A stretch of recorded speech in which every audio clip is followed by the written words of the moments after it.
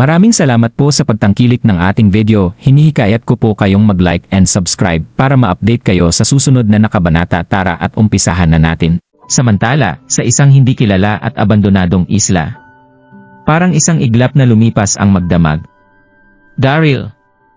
Maaga pa ang umaga at mahimbing pang natutulog si Daryl nang makarinig siya ng isang malakas at naiiritang sigaw mula sa Empress.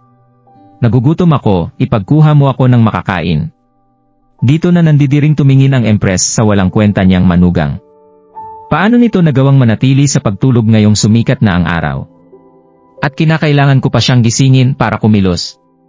Sige, sagot ni Daryl habang natutulalang umuupo sa siyang umalis ng mag-isa. Yvette, samahan mo naman ako rito. Pagkatapos ng isang sandali, naisip ng Empress ang isang bagay at agad na nagsabi kay Daryl nga pala, ayokong kumain ng isda ngayong araw. Palagi na lang isda ang ating mga kinakain. Ipaghuli mo ako ng ilang mga kuneho. Natigilan si Daryl nang marinig niya ang utos sa kanya ng Empress, hindi siya makapagsalita sa kanyang mga narinig.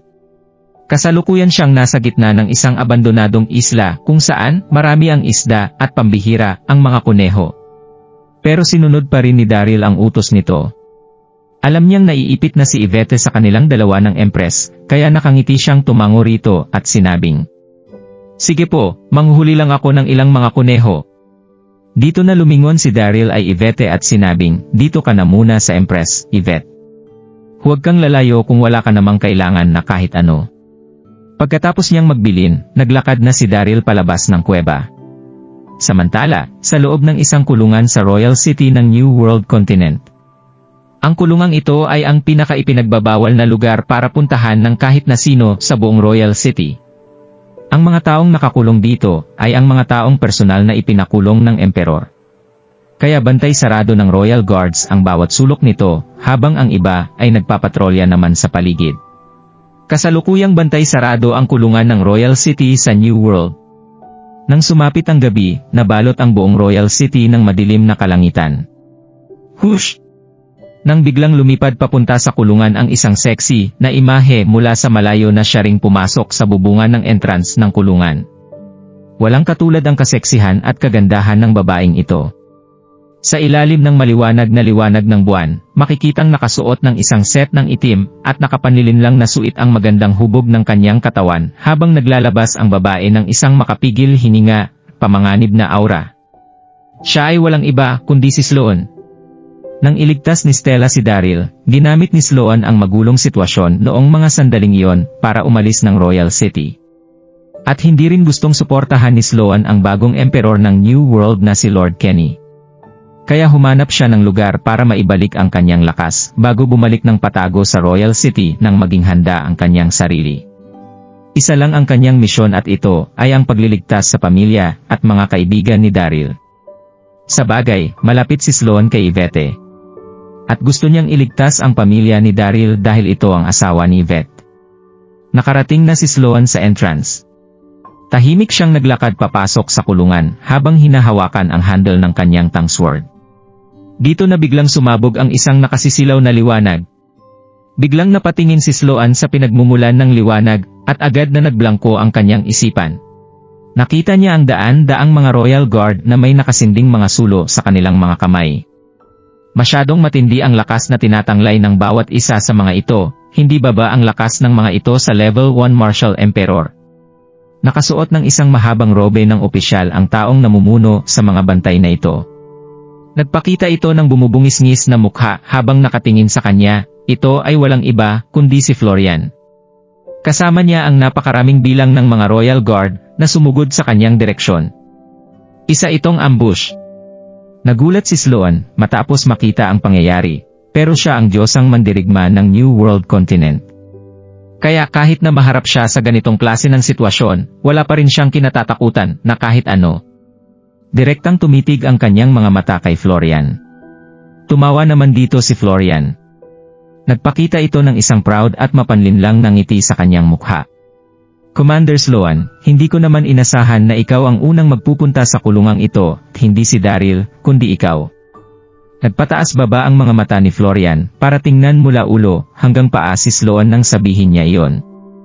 Nagsetup siya rito ng ambush para kay Daryl dahil alam niyang pupunta ito rito para iligtas ang pamilya Carter. Pero hindi niya inasahan na si Sloan ang magpupunta para iligtas ang mga ito.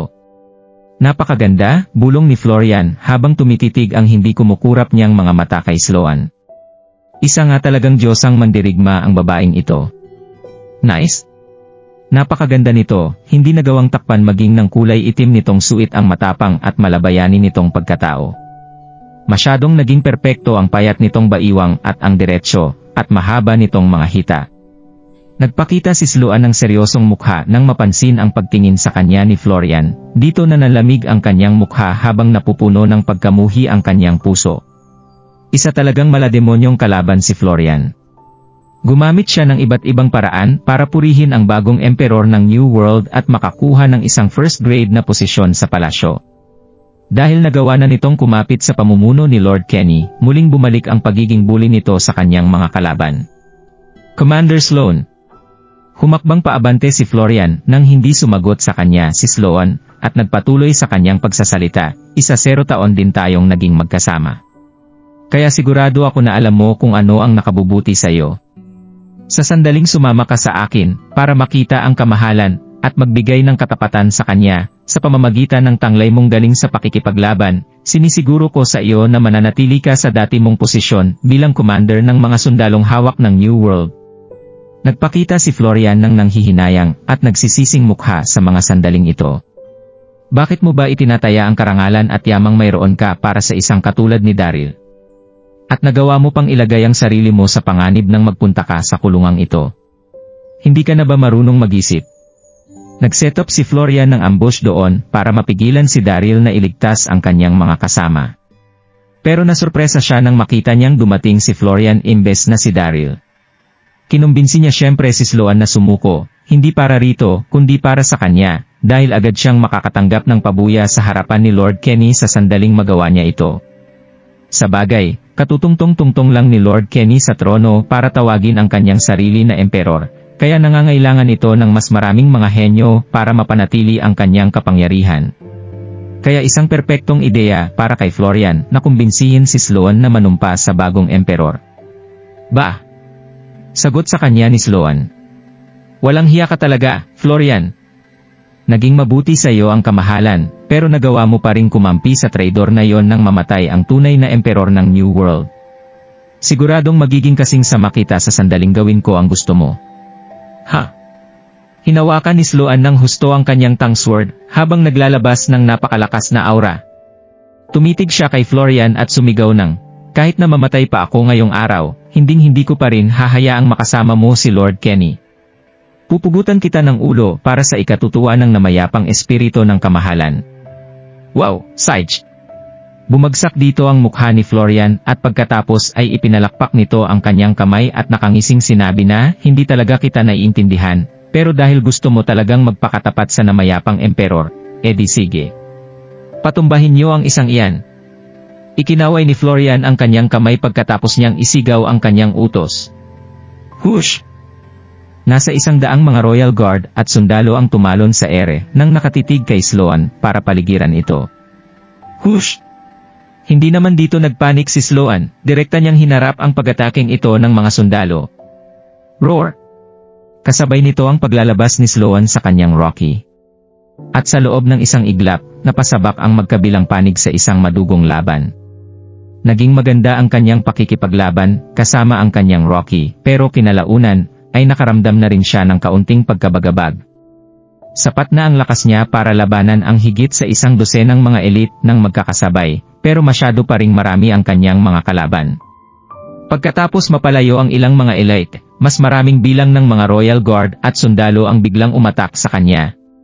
Kahit na naging matikas ang Rocky ni Sloan sa pakikipaglaban, hindi pa rin ito nagawang saluhin ang mga pag-ataking nagmumula sa napakaraming mga elite na nasa loob ng palasyo. Dito na nahiwa ang maskuladong katawan ni Rocky kung saan walang tigil na sumirit ang kanyang dugo. Boom! Mabilis na pinabalik ni Sloan ang kanyang Rocky pagkatapos niyang mapansin na nasugatan ito ng husto. Isang Royal Guard ang gumamit sa pagkakataong ito para palihim na sundan si Sloan at patalsikin ang hawak nitong tongue sword. Bang! Kasabay nito ang pagkuha ni Florian sa nagbukas na oportunidad para i-ambush si Sloan. Dito na niya mabilis na nahawakan ang mga points nito.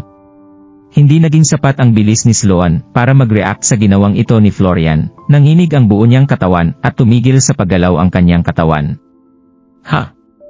Dito na tumakbo palapit ang ilang mga Royal Guard para itali si Sloan. Master Darby. Dito na nagsalita ang isa sa mga sumisipsip na Royal Guard kay Florian nang dapat na ba natin siyang ilagay sa kulungan? Bakit? Tumingin naman sa kanya si Florian na nagpakita ng isang hindi nagkakamaling mukha bago sabihin. Bilang dating commander na nagawang pumasok sa kulungang ito para iligtas ang mga kasamahan ni Daryl, sigurado ako na alam niya kung saan nagtatago ngayon si Daryl. Dalhin niyo siya sa aking kwarto, tatanungin ko siya ng ilang mga bagay. Naglakad si Florian palapit kay Sloan. Idinikit nito ang kanyang bibig malapit sa tainga ni Sloan, at nakangiting bumulong ng, "Okay ganda kong Sloan, bibigyan kita ng isa pang pagkakataon. Samahan mo akong pagsilbihan ang kasalukuyang emperor.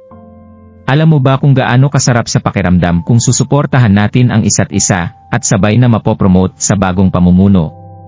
Lumayo ka sa akin." Dito na dumura si Sloan ng isang nanalamig na salita, nagmukhang determinado ang maganda niyang mukha.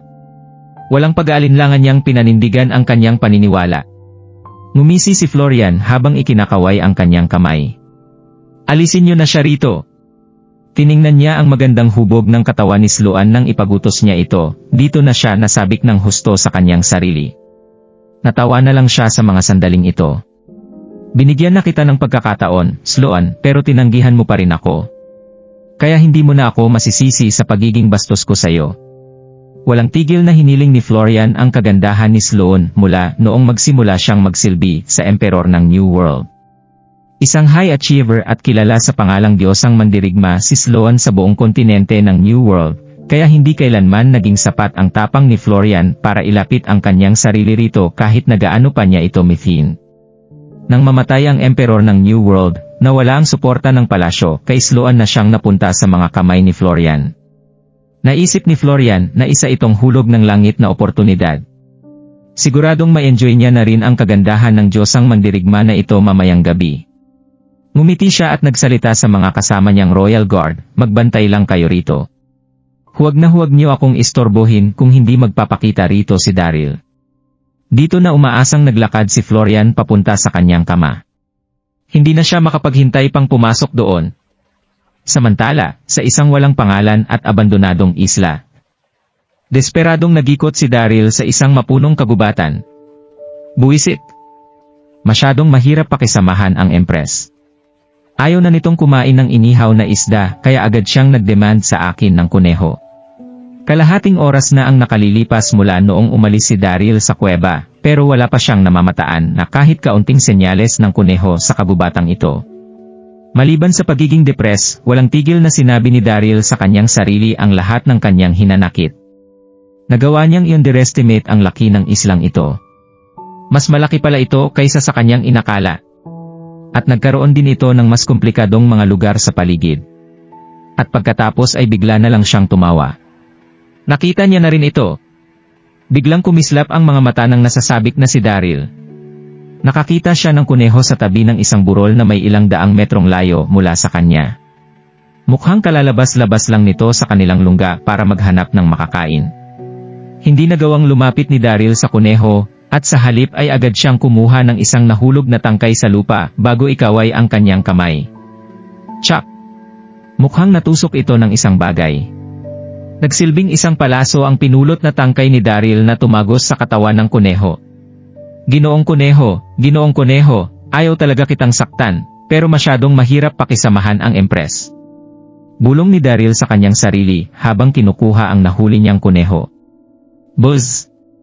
Nang bigla siyang makarinig ng mga tunog ng yapak mula sa kalapit na pampang. Buwisit! Mayroon kaming kasama sa islang ito. Pinakinggan ni Daryl ang mga tunog ng yapak at biglang nablangko ang kanyang isip. Kung ganoon ay mayroon ngang ibang tao sa islang ito. Naramdaman niya na isang elite ang taong iyon na mayroong lakas na nasa Heaven Ascension level. Buwisit! Hindi ba't isa itong abandonadong isla? Umikot ako rito kagabi at wala akong nakita na kahit sino sa islang ito. Dito na nagmamadaling uminom si Daryl ng power suppression pill. May kakayahan ang power suppression pill na itago ang tunay na lakas ng isang cultivator. Agad itong ininom ni Daryl dahil sa kagustuhan niyang magingat at hindi dahil sa takot na kanyang nararamdaman. Kahit na sino pa ang mga taong kasama nila sa isla, alam ni Daryl na kinakailangan niyang magingat sa mga ito. Sa bagay, kilala siya sa 9 na mga kontinente, kaya mas mabuti kung itatago niya sa mga ito ang tunay niyang pagkakakilanlan. Hush! Nakita niya ang isang sexy na imahe ng babaeng lumilipad papunta sa kanya mula sa dagat nang inumin ni Daryl ang power suppression pill. Masyado itong mabilis kaya sa loob ng isang iglap ay agad itong nakarating sa harapan ni Daryl. Gasp! Natigilan dito si Daryl, agad siyang huminga ng malalim sa malamig na hanging bumabalok sa paligid ng isla. Masyadong sexy ang babaeng ito. Nagmukha ito na nasa kanya ng 30 puas. Masyado itong maganda na sinamahan ng nanlalamig niyang personalidad. Kasalukuyan itong nakasuot ng isang mahaba at kulay purple na dress. At nagmukha rin ito na isang diwata. Nice? Napakaganda. Isa itong walang katulad na babaeng lilingunin ng lahat. Nagkaroon ng mahabang slit ang suot na dress ng babaeng ito, at isang tattoo ng kailin ang malinaw na makikita sa kanyang dibdib. Tama, mayroong tattoo ng kilin ang babaeng ito. Pero mas nagulat si Daryl sa tanglay nitong lakas. Kasalukuyan ng nasa Heaven Ascension level ang tanglay na lakas ng babae. Grabe! Isang Heaven Ascension Elite. Nagulat dito ng husto si Daryl. Nasurpresa siya nang makita niya ang isang babaeng cultivator na nakaabot sa Heaven Ascension level sa gitna ng abandonadong isla na nasa gitna ng karagatan. Nagpakita ng poker face ang babae nang titigan nito si Daryl. Sino ka? Bakit ka nandito? Mahinhing tanong ng babae. Naging mabait ang paraan nito sa pagsasalita pero nasamahan naman ng panlalamig ang tonong ginamit ng babae. Palihim na sinubukan ng babaeng alamin ang tunay lakas ni Daryl. Isang level 3 martial saint. Hindi napansin ng babae na itinago ni Daryl ang tunay nitong lakas. Gulp! Kusang napalunok na lang sa kanyang laway si Daryl nang makita niya ng magandang babae na ito. Sinubukan ng kanyang isip na i-process ang lahat ng ito sa lalong madaling panahon. Hindi siya sigurado kung isa bang kaibigan o kalaban ang magandang babae na ito, kaya napagdesisyonan niyang huwag masyadong magbigay ng kanyang impormasyon dito. Napakamot sa kanyang ulo si Daryl bago iikot ang kanyang mga mata habang iniisip ang mga susunod niyang gagawin. At pagkatapos ay nagsimula na siyang magsabi ng kalokohan. Isa akong mangingisda. Nasira ang aking bangka noong abutan ako ng bagyo sa pagpalaot ko kahapon. Ito ang dahilan kung bakit ako napadpad sa abandonadong isla na ito. Isang mangingisda. Nagsususpetsang kumunot ang noo ng magandang babae nang marinig niya ito. Isang martial saint level na mangingisda. Nagbibiro ka ba? Dito na biglang nilabas ng babae ang napakahiwaga niyang aura.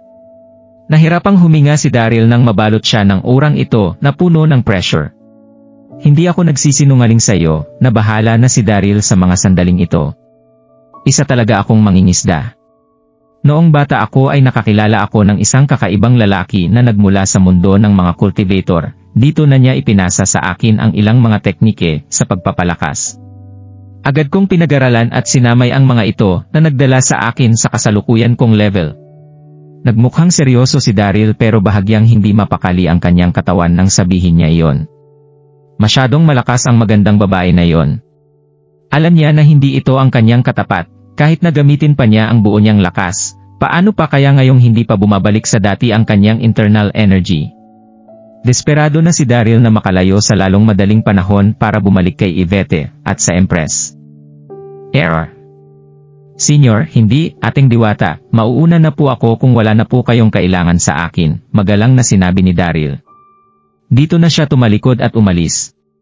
Tatawagin na sana ni Daryl ang babae bilang kanyang senior, pero agad niyang naisip na hindi ito tama kaya mabilis niyang itinama ang kanyang mga sinasabi at tinawag ang diwata bilang ating diwata.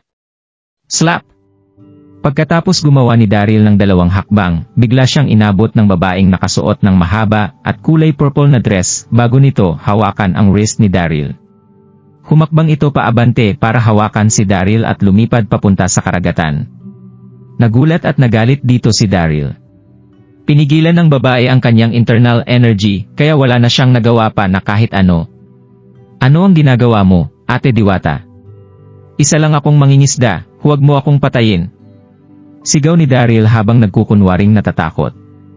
Walang emosyong sumagot naman ang magandang babaeng nakasuot ng purple na dress, huwag kang sumigaw. Hindi kita papatayin. Bakit mo ako kinuha kung hindi mo rin naman ako papatayin? Bumulong si Daryl sa kanyang puso nang dalhin siya ng Diwata sa pampang. At agad siyang nagulat nang makita niya ang eksena sa taibing dagat. Napahinga siya ng malalim habang mabilis na naninigas ang buo niyang katawan. Buwisit! Napanganga ng husto si Daryl, napakamot siya sa kanyang mga mata sa sobrang hindi pagkapaniwala sa kanyang mga nakikita. Nakita ni Daryl ang ilang libong mga nagsisiksikang barko sa pampang na nasa kanyang harapan. Tama, nasa ilang libo ang bilang ng mga nakadaong na barko roon. Malinis na nakahilera ang nasa 1,000,000 mga tao sa harap ng bawat isang barko. Naksuot ang mga ito ng mga uniform nilang robe na nagkaroon ng iba't ibang mga kulay gold, green, red, blue, at yellow. Malinaw na disipulo ang mga ito ng isang partikular na sekta. Pero anong klase ng sekta ang isang ito? Naguluhan si Daryl nang makita niya yon. Anong klase ng sekta ang mayroong ilang libong barko at daan-daang libong mga disipulo? Isang magandang babae na nakasuot ng kulay purple na dress ang nagdala kay Daryl sa isang malaking barko. Ang barkong ito ay ang pinakamalaki sa lahat ng mga nakadaong na barko sa isla. Malinis namang tumayo ang dose-dose ng mga disipulo sa magkabilang gilid ng deck, ang bawat isa sa mga ito ay armado ng isang mahabang saber. Nagmukhang dominante ang mga ito sa sinumang dadaan sa deck na yon. Master! Nang makalapag ang dalawa sa barko, agad na lumuhod ang mga disipulo sa harapan ng magandang babae na nakasuot ng kulay purple na dress nang walang pag-aalinlangan. Nagmukha ring pinipigilan ng mga ito ang kanilang paghinga habang nag-iingat na gumagalang sa babae. Mukhang humahawak sa isang mataas na posisyon ang magandang babae na nakasuot ng purple na dress sa kanilang sekta. Dahil kung hindi ay magdadalawang isip ang mga disipulong ito na gumalang ng buong puso sa kanya. Master! Hindi rito nagpanik si Daryl. Tiningnan niya ang paligid ng barko, at nakita ang isang malaking flag na nagpapakita sa larawan ng isang napakataas na puno. Nakasulat sa ilalim nito ang mga salitang Celestial Wood. Celestial Wood. Ito ba ang pangalan ng kanilang sekta? Wala akong naririnig na pangalang Celestial Wood sa kahit na anong sekta sa siyam na mga kontinente. Napabulong na lang si Daryl sa kanyang puso. At pagkatapos ay napatingin siya sa magandang babae na nakasuot ng purple na dress at nagtanong ng, ikaw ay si? Agad na pinutol ng babae ang kanyang pagsasalita. Ano ang pangalan mo? Ako, napakamot sa kanyang ulo si Daryl habang nag-iisip ng kanyang sasabihin. At pagkatapos ay bigla siyang sumagot ng, ang pangalan ko ay Darren Darby. Pineke niya ang kanyang pangalan para itago ang tunay niyang pagkakakilanlan at lakas. Darren Darby. Inulit ng magandang babae ang pangalang iyon sa kanyang puso, at pagkatapos ay tiningnan niya si Daryl ng husto bago magtanong ng gusto mo ba na maging disipulo ko. Nakita niya kung paano tinamaan ni Daryl ang mabilis na kuneho ng may layong ilang daang metro mula rito. Kaya sigurado ang babae na isa itong pambihirang henyo na may magandang kinabukasan sa larangan ng martial arts. Ha! Naiingit namang tiningnan si Daryl ng ibang mga disipulo. Sino ang batang ito? Bakit siya gustong kunin ng Master bilang disipulo nito? Walang kapantay ang pagiging arogante ni Master. Hindi niya nagagawang ma-appreciate ang kahit na sino kahit na gaano pa kahusay ang taong iyon. Kaya ano ang nangyayari sa kanya ngayon? Ano? Isang apprentice. Sandaling natulala si Daryl bago mapait na ngumiti at sumagot ng, isa lang po akong mangingisda, ating diwata. Gusto ko lang po magkaroon ng maayos na buhay. Mag-asawa at magkaroon ng mga anak. Hindi po kailanman sumagi sa isip ko na maging disipulo ng kahit na sino. Isa ba itong biro? Siya ang nirespetong sect master ng Elysium Gate. Malapit na ring umabot ang kanyang lakas sa Heaven Ascension level, kaya bakit siya mangangailangan ng isang master? At higit sa lahat, tanging si Fort South lang ang nag-iisang kinikilalang master ni Daryl. Ano? Tama ba ang narinig ko? Ayaw ng batang ito na maging disipulo ko. Nagkaroon ng magulong itsura ang ibang mga disipulong nakarinig sa isinagot ni Daryl habang ang iba ay tumitingin ng kakaiba rito. Ito ang unang beses na nagalok ang kanilang master sa isang tao na kaninang disipulo, pero nagawa pa rin ng batang ito na tanggihan siya ng direkta. Nahihibang na ba ang isang ito? Ayaw mong maging disipulo ko? Bahagyang napasimangot ang magandang babaeng nakasuot ng purple na dress bago sabihin, isa kang cultivator, Darren, paano mo nagawang ipagpalit ang lahat ng ito sa pagiging isang mangingisda? Hindi ka pwedeng magpakatalunan na kagaya ng ginagawa mo ngayon. Alam ko na may maganda kang background kaya agad kitang inalok na maging aking disipulo. Naging arogante at dominante ang babae nang sabihin niya iyon. Kilala mo ba kung sino ako? Alam mo ba kung gaano karaming tao sa siyam na mga kontinente ang nakahandang gawin ang lahat para maging disipulo ko? Kung ganoon, naguguluhang nagtanong si Daryl, maaari ko bang malaman kung sino ka, ating diwata? Nagpakita ng ngiti ang magandang babae at aroganteng sumagot ng, narinig mo na ba ang Holy Saint Sect? Ang Holy Saint Sect? Dito na nanginig ang katawan ng natutulalang si Daryl. Agad na naalala ni Daryl ang pagkakataon noong bigla siyang dalhin si North Moana ng Wonder Travel Amulet ni Yvette.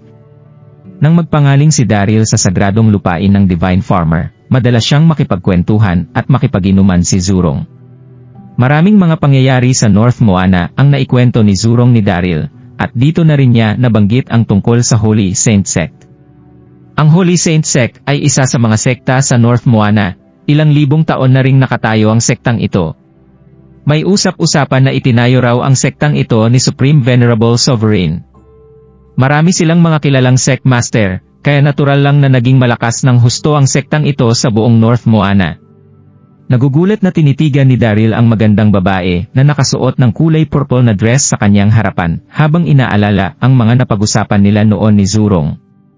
Maaari kaya na siya ang kasalukuyang sect master ng Holy Saint Sect.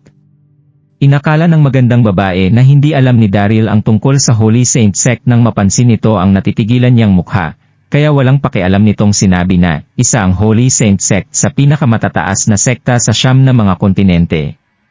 Ang Celestial Wood Altar ay isa sa mga branch altar na nasa ilalim ng Holy Saint Sect, at ako ang itinalagang altar master na ito. Ako nga pala si Diana Olsen. Nagpakita ng kamanghamanghang itsura ang magandang mukha ni Diana nang sabihin niya iyon. Mayroong ilang daang libong disipulo ang Holy Saint Sect, at nahati ang mga ito sa 5 mga branch altar. Binase ang pangalan ng 5 mga branch altar sa gold, wood, water, fire, at earth. At tinawag naman ang mga ito na Ryukin Gold, Celestial Wood, Victorious Water, The Wonder Fire, at The Grand Earth. Mayroong higit na 1,000 miyembro ang bawat isang branch altar, at si Diana ang naging altar master ng Celestial Wood. Pero syempre, ang sect master pa rin ng Holy Saint Sect ang pinakaimportanteng tao sa buo nilang sekta. Ito ang namumuno sa 5 mga branch altar masters. Si Diana ang itinalagang altar master ng Celestial Wood, kaya natural lang na irespeto siya ng mga disipulong ito sa bawat sandaling makikita nila ito. Mahinang napahinga ng malalim si Daryl bago ngumiti sa harap ng babae nang marinig niya iyon. Inakala niya na si Diana ang sect master ng Holy Saint Sect pero isa lang pala itong branch altar master. Pero masyadong malakas ang Holy Saint Sect para magkaroon ng branch altar master na may lakas na nasa Heaven Ascension level. Maaari kayang nagtatanglay ng mas katakot-takot na lakas ang kanilang sect master. Sige, Darren, nakikita ko na mahusay ka. Kaya gusto sana kitang bigyan ng pagkakataon na maging apprentice ko. Umaasa ako na hindi mo tatanggihan ang aking offer. Dito na inobserbahan ni Diana ng husto si Daryl. Pinanatili naman ni Diana ang seryoso niyang mukha, pero sa kanyang loob ay gustong-gusto na niyang makuha si Daryl bilang kanyang disipulo. Marang narating ni Daryl ang Martial Saint level sa pamamagitan ng sarili niyang effort, kaya masasayang lang ito kung mananatili lang siya na isang mangingisda. Ako. Pinag-isipan ni Daryl ang bagay na yon. Mukhang nagdadalawang isip ang kanyang mukha sa harap ng babae, pero sa totoo lang ay nababahala na siya sa mga sinabi nito. Buwisit. Inisip ni Diana na isa-isang mangingisda, kaya nagpumilit ito na kunin siya para maging disipulo nito bilang pagmamagandang loob sa kanya. Ano na ang dapat kong gawin? Nagpakita si Daryl ng isang pilit at ninenerbiyos na ngiti sa kanyang mukha. Sanay na po kasi akong malaya sa lahat, Altar Master. Hindi ko pa po talaga naiisip ang tungkol sa pagsali sa kahit anong sekta, paano pa po kaya ang tungkol sa pagiging disipulo ng kahit na sino. Maraming salamat po sa kabutihang loob na ipinakita niyo sa akin. Nang biglang maisip ni Daryl ang isang bagay at maingat na magtanong ng, nga po pala, isa po kayong mabait at mapagbigay na Altar Master. Kaya maaari niyo po ba akong bigyan ng isang bangka para po makauwi na ako sa amin? Gasp! Dito na tuluyang nanahimik ang buong deck. Napatitig ng husto ang mga disipulo ng Holy Saint Sect kay Daryl. Ito na ang pangalawang beses na inalok siya ni Master para maging isa nitong disipulo, pero nagawa pa rin niya itong tanggihan. Bilang isa sa 5 mga Altar Master ng Holy Saint Sect, hindi lang sa kanyang kakayahan kilala si Diana dahil kilala rin siya sa kanyang angking kagandahan at appeal. Kaya agad na ginagawa ng lahat ang buo nilang makakaya sa sandaling magdaos ang kanilang sekta ng Disciple Recruitment Drive. Natigilan silang lahat nang makita na pahiya siya ng tanggihan ni Daryl ang kanyang alok sa harap ng kanyang mga disipulo. Naging seryoso ang hangin sa paligid ng dambuhalang barko ng isang sandali, dito na napapigil hininga ang lahat ng mga disipulo. At sa wakas, pagkatapos ng 1-0 segundo ay biglang tumawa si Diana. Tumingin siya kay Daryl at Shanbing, Darren, hindi tayo magkaano-ano kung hindi kita disipulo. Kaya bakit kita bibigyan ng bangka? Dito na biglang namutla ang kanyang mukha habang sinasabi na, masasabi kong nagmula ka sa isang lugar na may 1,000 kilometrong layo mula rito. Kaya kahit na isa ka pang Martial Saint, magagawa mo lang lumipat hanggang sa kalahati ng layong ito gamit ang buo mong internal energy. Dito ka na maaaring mamatay sa pagkagutom o sa pagkalunod. Kaya ang nag-iisang tsansa mo na lang para makalabas sa islang ito ay ang pagiging disipulo ko. Napakakuripot naman nito. Bangka lang naman ang hinihingi ko sa kanya. Okay lang kung ayaw niya itong ibigay sa akin nang dahil sa pagtanggi ko sa alok niya kanina. Bakit kailangan niya pa akong takutin? Pero tama nga ang mga sinabi ni Diana. Nasa 1,000 kilometro ang layo ng mainland mula sa islang ito, kaya magiging imposible para sa kanyang lumipad kasama ni Yvette at ng Empress. Mayroong sarili niyang Rocky si Daryl pero nasugatan ng husto ang alaga niyang iyo noong mapasabak sila sa isang madugong laban sa Royal City. Mukhang wala ng choice si Daryl. Kinakailangan niyang pumayag sa gusto ng babaeng ito para makaalis sa abandonadong isla na ito. Yumuko si Daryl at sinabing, nagbibigay galang ang disipulong si Darren sa kanyang master. Natutuwa namang tumango rito si Diana. Magaling. Lumuhod ka. Hindi mo ba alam ang mga patakaran dito? Nang biglang majekso ang isang boses mula sa kanyang likuran, habang isang guwapong lalaking disipulo ang nagpapakita. Sinipa nito ng malakas ang likurang bahagi ng tuhod ni Daryl. Thump! Dito na nawala ng balase ang napapaluhod na si Daryl. Napuno nito ng tensyon si Daryl. Napalingon si Daryl at nakita ang isang lalaking disipulo sa kanyang likuran. Tumayo ito roon nang may nakatiklop na mga braso, at may nagmamalaking itsura sa kanyang paningin. Mukhang nasa 25 hanggang 26 years old na ang lalaking ito. Mayroon siyang guwapong mukha at mahabang pasensya. Siya ang pinaka-senior na disipulo ni Diana na si Harvey Wave. 7 hanggang 8 taon ng disipulo ni Diana si Harvey. Mayroon itong kahanga-hangang talento, kaya palagi itong pinupuri ng master niyang si Diana. Ito ang naging dahilan kung bakit naging mapagmalaki si Harvey ng ganito. Nainis siya nang nagmatigas si Daryl sa naging alok ng kanyang master, na bigyan ito ng tsansa na maging disipulo nito. Hindi na niya napigilan pa ang kanyang sarili nang hindi lumuhod si Daryl nang batiin ito si Diana bilang bago nitong master. Anong tinitingin-tingin mo ah? Habang nararamdaman ang pagkainis ni Daryl, nalamig na sinabi ni Harvey na, ako ang pinakamatanda mong senior. Kinakailangan mong malaman ang mga rules sa sandaling makita mo akong muli sa susunod. Pagkatapos nito ay naiinis siyang kinumbinsi ni Harvey na, hindi ka ba marunong sumamba sa ating master? Tahimik namang pinanood ng katabi nitong si Diana ang mga nangyayari. Nanatiling walang pakialam ang kanyang mukha. Kahit na pumayag si Daryl na maging kanyang disipulo, naging bastos pa rin ito nang hindi ito lumuhod sa kanyang harapan habang nasa harap ng maraming tao. Pero hindi niya ito magagawang sabihin ng direkta kay Daryl dahil siya ang master nito. kaya natuwa si Diana nang turuan si Daryl ni Harvey ng leksyon bilang pinakamatanda niyang disipulo. Ditoan isinara ni Daryl ang kanyang mga kamao.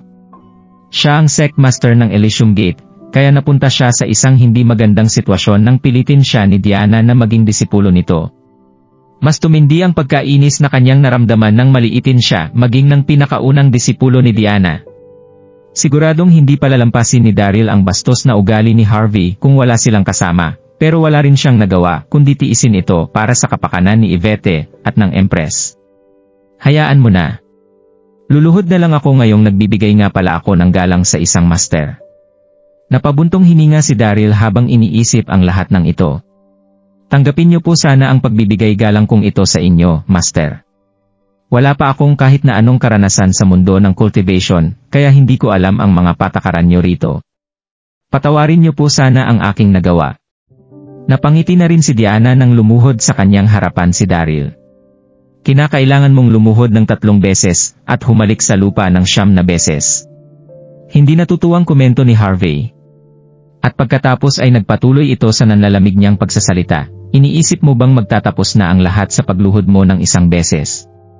Nagbibiro ka ba? Harvey, dito na pinutol ni Diana sa pagsasalita si Harvey habang nakangiting nakatingin kay Daryl. Sinabi niyang hindi pa niya alam ang mga patakaran dahil wala pa siyang karanasan sa mga naging tradisyon sa larangan ng cultivation. Huwag mo sana siyang biglain. Itinaas ni Diana ang kanyang kamay at nakaramdam si Daryl ng mahinhing puwersa na bumuhat sa kanyang katawan. Napuno ng pagkainis si Harvey nang makita niya kung paano kinampihan ng kanyang master si Daryl. Hindi niya maintindihan kung bakit nagawa ng kanyang master na bigyan ng ganitong klase ng atensyon ang mangingisdang iyon. Hindi pinansin si Daryl ang mga ginagawang pagtingin ni Harvey. Tumingin siya sa kanyang palgid at nakita ang mga disipulo ng Celestial Wood Altar, kasama ng mga disipulo ng 4 pang mga branch altar, na nakapilang naglalagay ng mga kagamitan sa kani-kanilang mga barko. Ang karamihan sa nilalagay ng mga ito ay bangkay ng mga napatay nilang Sea Enchanted Beast. Mayroong daan-daan hanggang libo-libong bilang ng Sea Enchanted Beast ang mga ito. Gumawa ang mga bangkay ng halimaw ng isang maliit na bundok na tatakot sa sinumang makakakita rito. Napakarami ng mga Sea Enchanted Beast na ito Habang nasa ilalim ng matinding pagkagulat, naisip ni Daryl na mukhang nasa isla ang mga disipulo ng Holy Saint Sect para sa isang test, at ang kanilang goal ay ang pagpatay sa isang Sea Enchanted Beast. Agad na tiningnan ni Daryl ang kanyang paligid. Napansin niya na isang malawak na patag ang timog na bahagi ng isla. Isa itong ideal na lugar para pagtirhan ng isang Sea Enchanted Beast. Makikita ang kuweba ni Daryl sa hilagang bahagi ng isla. Naging komplikado ang topografiya ng islang ito, kaya halos imposible para sa mga Sea Enchanted Beast na makalapit sa pwesto ni Daryl.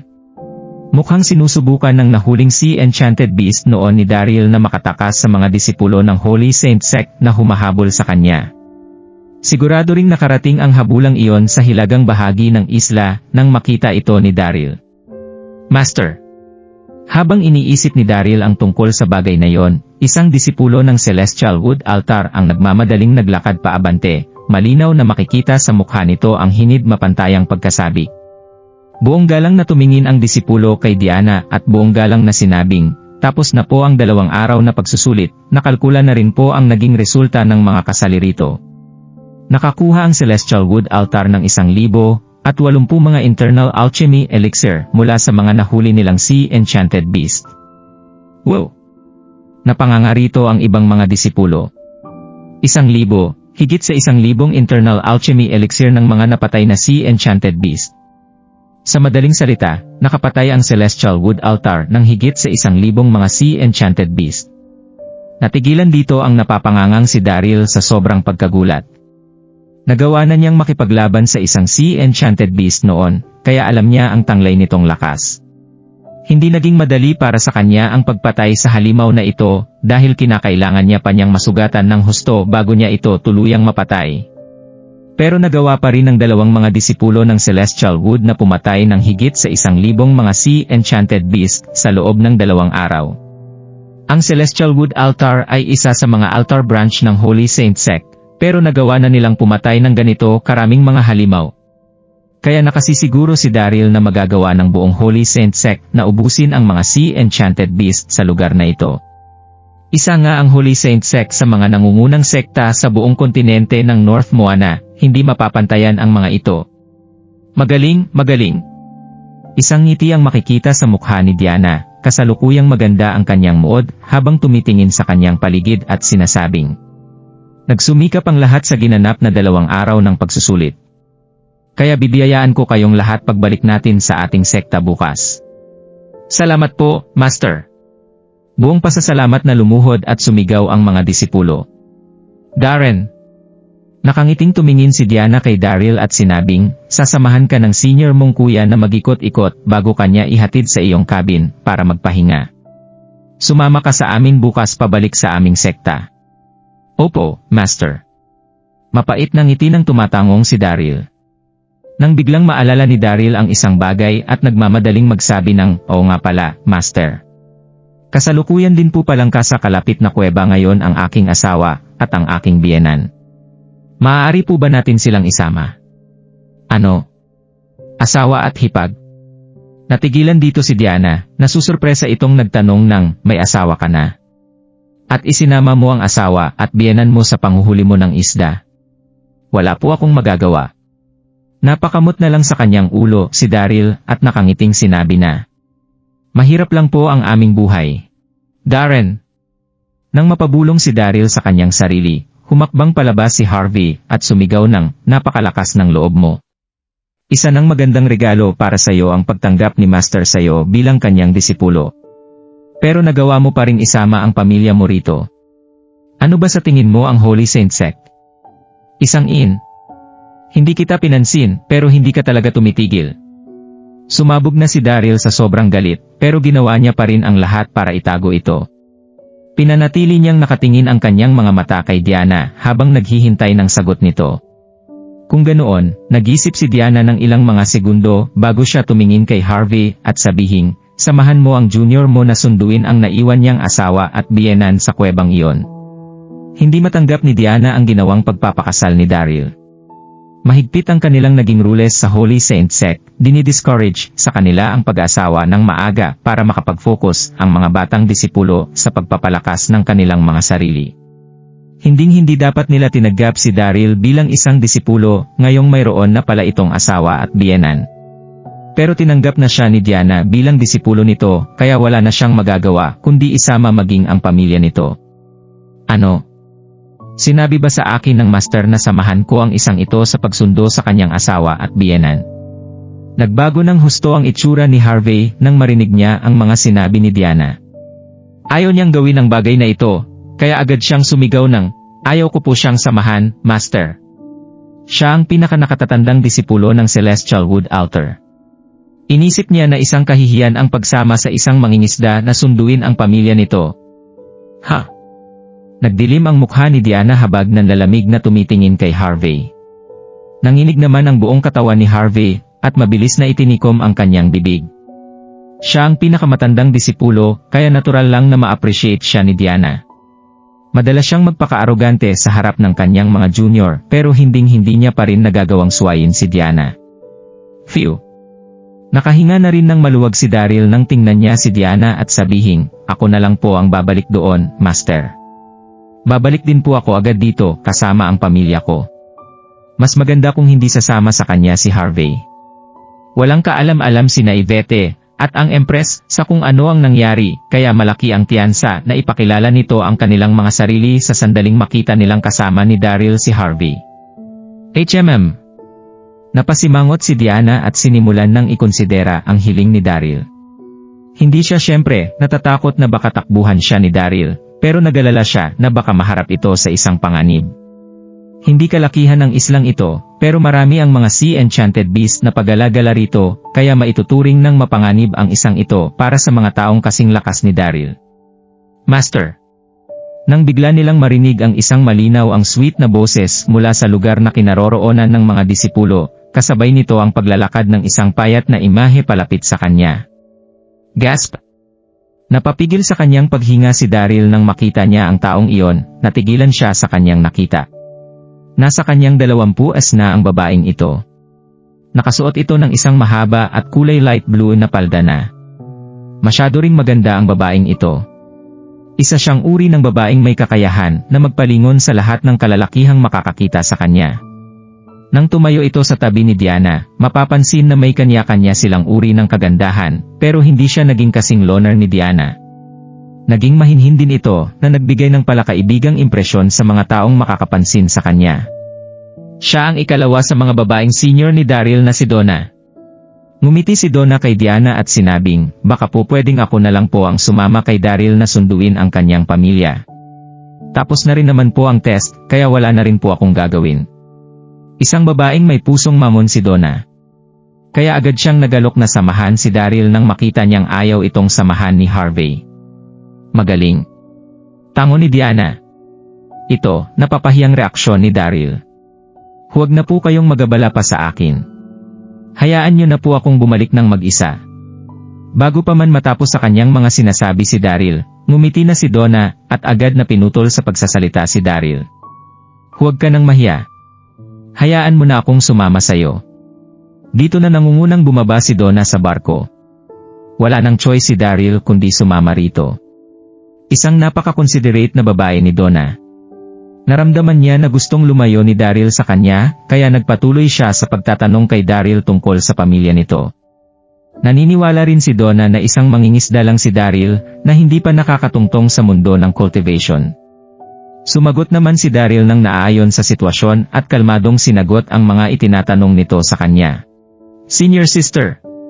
Nang makarating sila sa kuweba, ngumiti si Daryl at sinabing, mga ordinaryong tao lang ang aking asawa, ang aking biyenan na hindi pa masyadong nagkakaroon ng karanasan sa mundo. Kaya kung maaari ay hintayin mo lang ako rito para makausap ko sila sa loob. Gustong ihanda ni Daryl sina Yvette at ang Empress sa kanilang mga ikikilos, iniiwasan niya ang pagbubunyag ng mga ito sa tunay niyang pagkatao. Sige. Nakangiting tango ni Donna. Naiintindihan niya ang naging concern ni Daryl. Maaari ngang matakot ang mga ordinaryong tao sa sandaling makakita sila ng isang malakas na cultivator. Direktang pumasok si Daryl sa kuweba matapos pumayag ni Donna sa kanyang request. Hubby. Agad siyang binati ng masayang si Yvette nang makapasok siya sa kuweba. Nasanay na itong tawagin si Daryl na hubby mula noong magkasama silang dalawa. Pero nagkaroon ito ng kaunting pag-aalala sa kanyang dibdib habang nagtatanong ng, bakit ka natagalan? Mayroon bang hindi magandang nangyari sa iyo? Agad namang nagtanong ang Empress ng, mukha bang may masamang nangyari sa kanya? Napakawalang kwenta. Natagalan siya ng husto sa panghuhuli ng isang kuneho. Hindi naman pinansin ni Daryl ang mga sinabing ito ng Empress. Nakangiti niya lang na tiningnan si Yvette at sinabing, makakaalis na rin tayo sa islang ito, Yvette. Bahagyang nagpakita sa ngiti ni Daryl ang pait na kanyang nararamdaman. Talaga? Nagulat dito si Yvette. At pagkatapos ay mabilis itong nagtanong ng, nakahanap ka na ng bangka? Matapos magpalipas ng isang gabi sa islang ito, naisip na ni Yvette ang pagbuo sa isang bangka, pero walang kahit na sino sa kanila ang may kakayahang gumawa nito. At sa sandaling makagawa nga sila ng bangka, magiging sapat ba ang tibay nito sa gagawin nilang paglalakbay? Maaaring makasagupa sila ng isang bagyo sa gitna ng kanilang biyahe na maaaring sumira sa gagawin nilang bangka kung hindi nila ito nagawa ng maayos. Hindi. Iling ni Daryl sa kanyang ulo.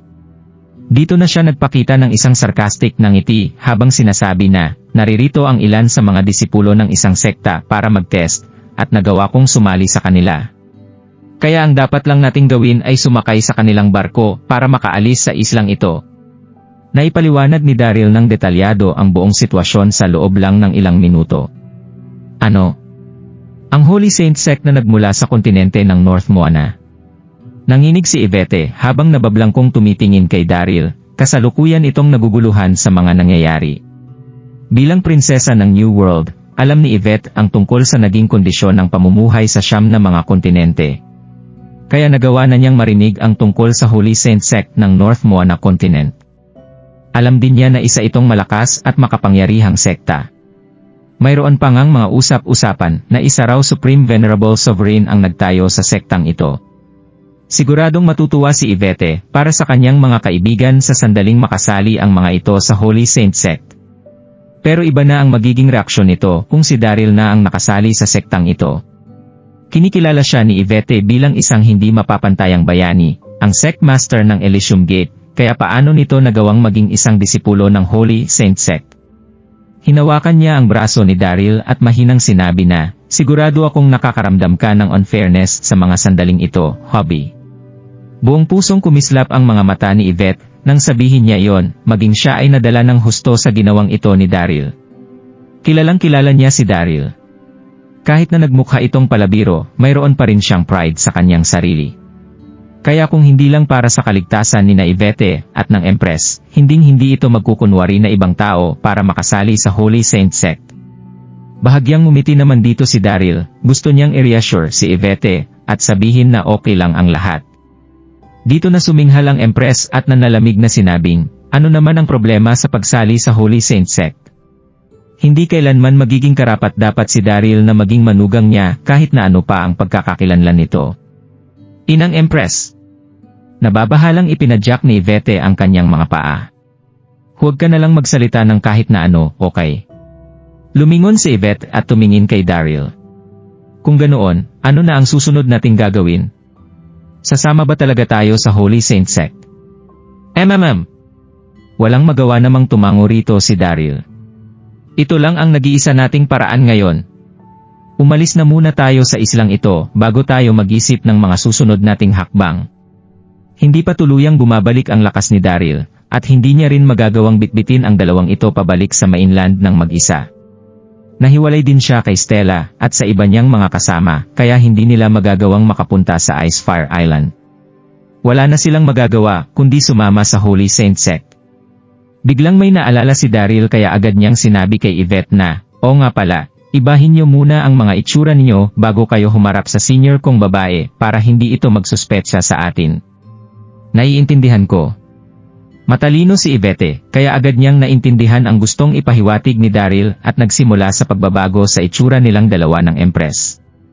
Pagkatapos baguhin ang kanilang mga itsura, nagmukhang mga ordinaryong tao sina Yvette at ang Empress. Natural na maganda ang maginang ito, kaya hindi nila maitatago ang kanilang mga kagandahan kahit na ano pang damit ang kanilang suotin. Nabahala si Daryl nang ma-realize niya ito. Kaya agad siyang kumuha ng 2 tumpok ng lupa para ipunas sa mukha ni Yvette at ng Empress. Nagalit ang Empress nang punasan siya ni Daryl ng dumi sa mukha. Wala pang kahit na sino ang humahawak sa kanyang mukha nang walang pahintulot dahil siya ang Empress ng New World. Hindi naman siya pinansin ni Daryl na nanguna sa kanila palabas ng kuweba. Oh! Sila na ba ang asawa at biyenan ng aking junior? Natigilan dito si Donna na naghihintay sa labas ng kuweba. Napakaganda ng asawa at biyenan ni Daryl. Hindi nagmukhang magina ang dalawang ito, nagmukha silang magit sa paningin ng kahit na sino. Kahit na nagkaroon ng dumi sa mukha sina Yvette at ang Empress, hindi pa rin ito naging sapat para itago ang kagandahan ng dalawa. Agad na nag-react si Donna at tumawa kay Daryl. Mukha kang walang alam junior, pero nagawa ka pa ring mabiyayaan ng magandang asawa. Walang pakialam na nagkomento ang Empress. Ano ang ibig mong sabihin na asawa niya ang anak ko? Huwag kang ang magsabi ng kung ano-anong kalokohan. Dahil kung hindi ako. Bago pa man siya matapos sa kanyang pagsasalita, pasimple siyang hinila ni Yvette para pigilan ito sa kanyang ginagawa. Ano ang nangyayari? Nasusurpresang tumingin si Donna kay Daryl. Mukhang hindi yata gusto ng kanyang hipag ang junior kong si Darren. Senior. Mapait nang umiti si Daryl dito. Yumiyad siya palapit sa tainga ni Donna at bumulong dito ng, dati po kasing isang miss sa isang mayamang pamilya ang aking asawa. May hindi magandang nangyari sa kanyang pamilya na sinabayan po ng pagpapakasal niya sa akin. Kaya natural lang po na hindi ako magustuhan ng aking biyenan. Huwag ka po sanang ma-offend sa kanya. Iyon pala ang mga nangyari. Natigilan dito si Donna pero ngumiti pa rin ito at sinabing, okay lang iyon.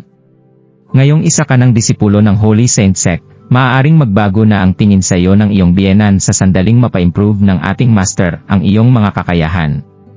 Mahina ang ginawa nitong pagsasalita, kaya tanging si Daryl lang ang nakarinig sa kanyang mga sinabi. Sinabi ni Donna na, mahuhuli na tayo, halina't bumalik na tayo kina master. Dito na siya naglakad papunta sa pampang sa timog na bahagi ng isla. Tumango si Daryl at mabilis na humabol kay Donna.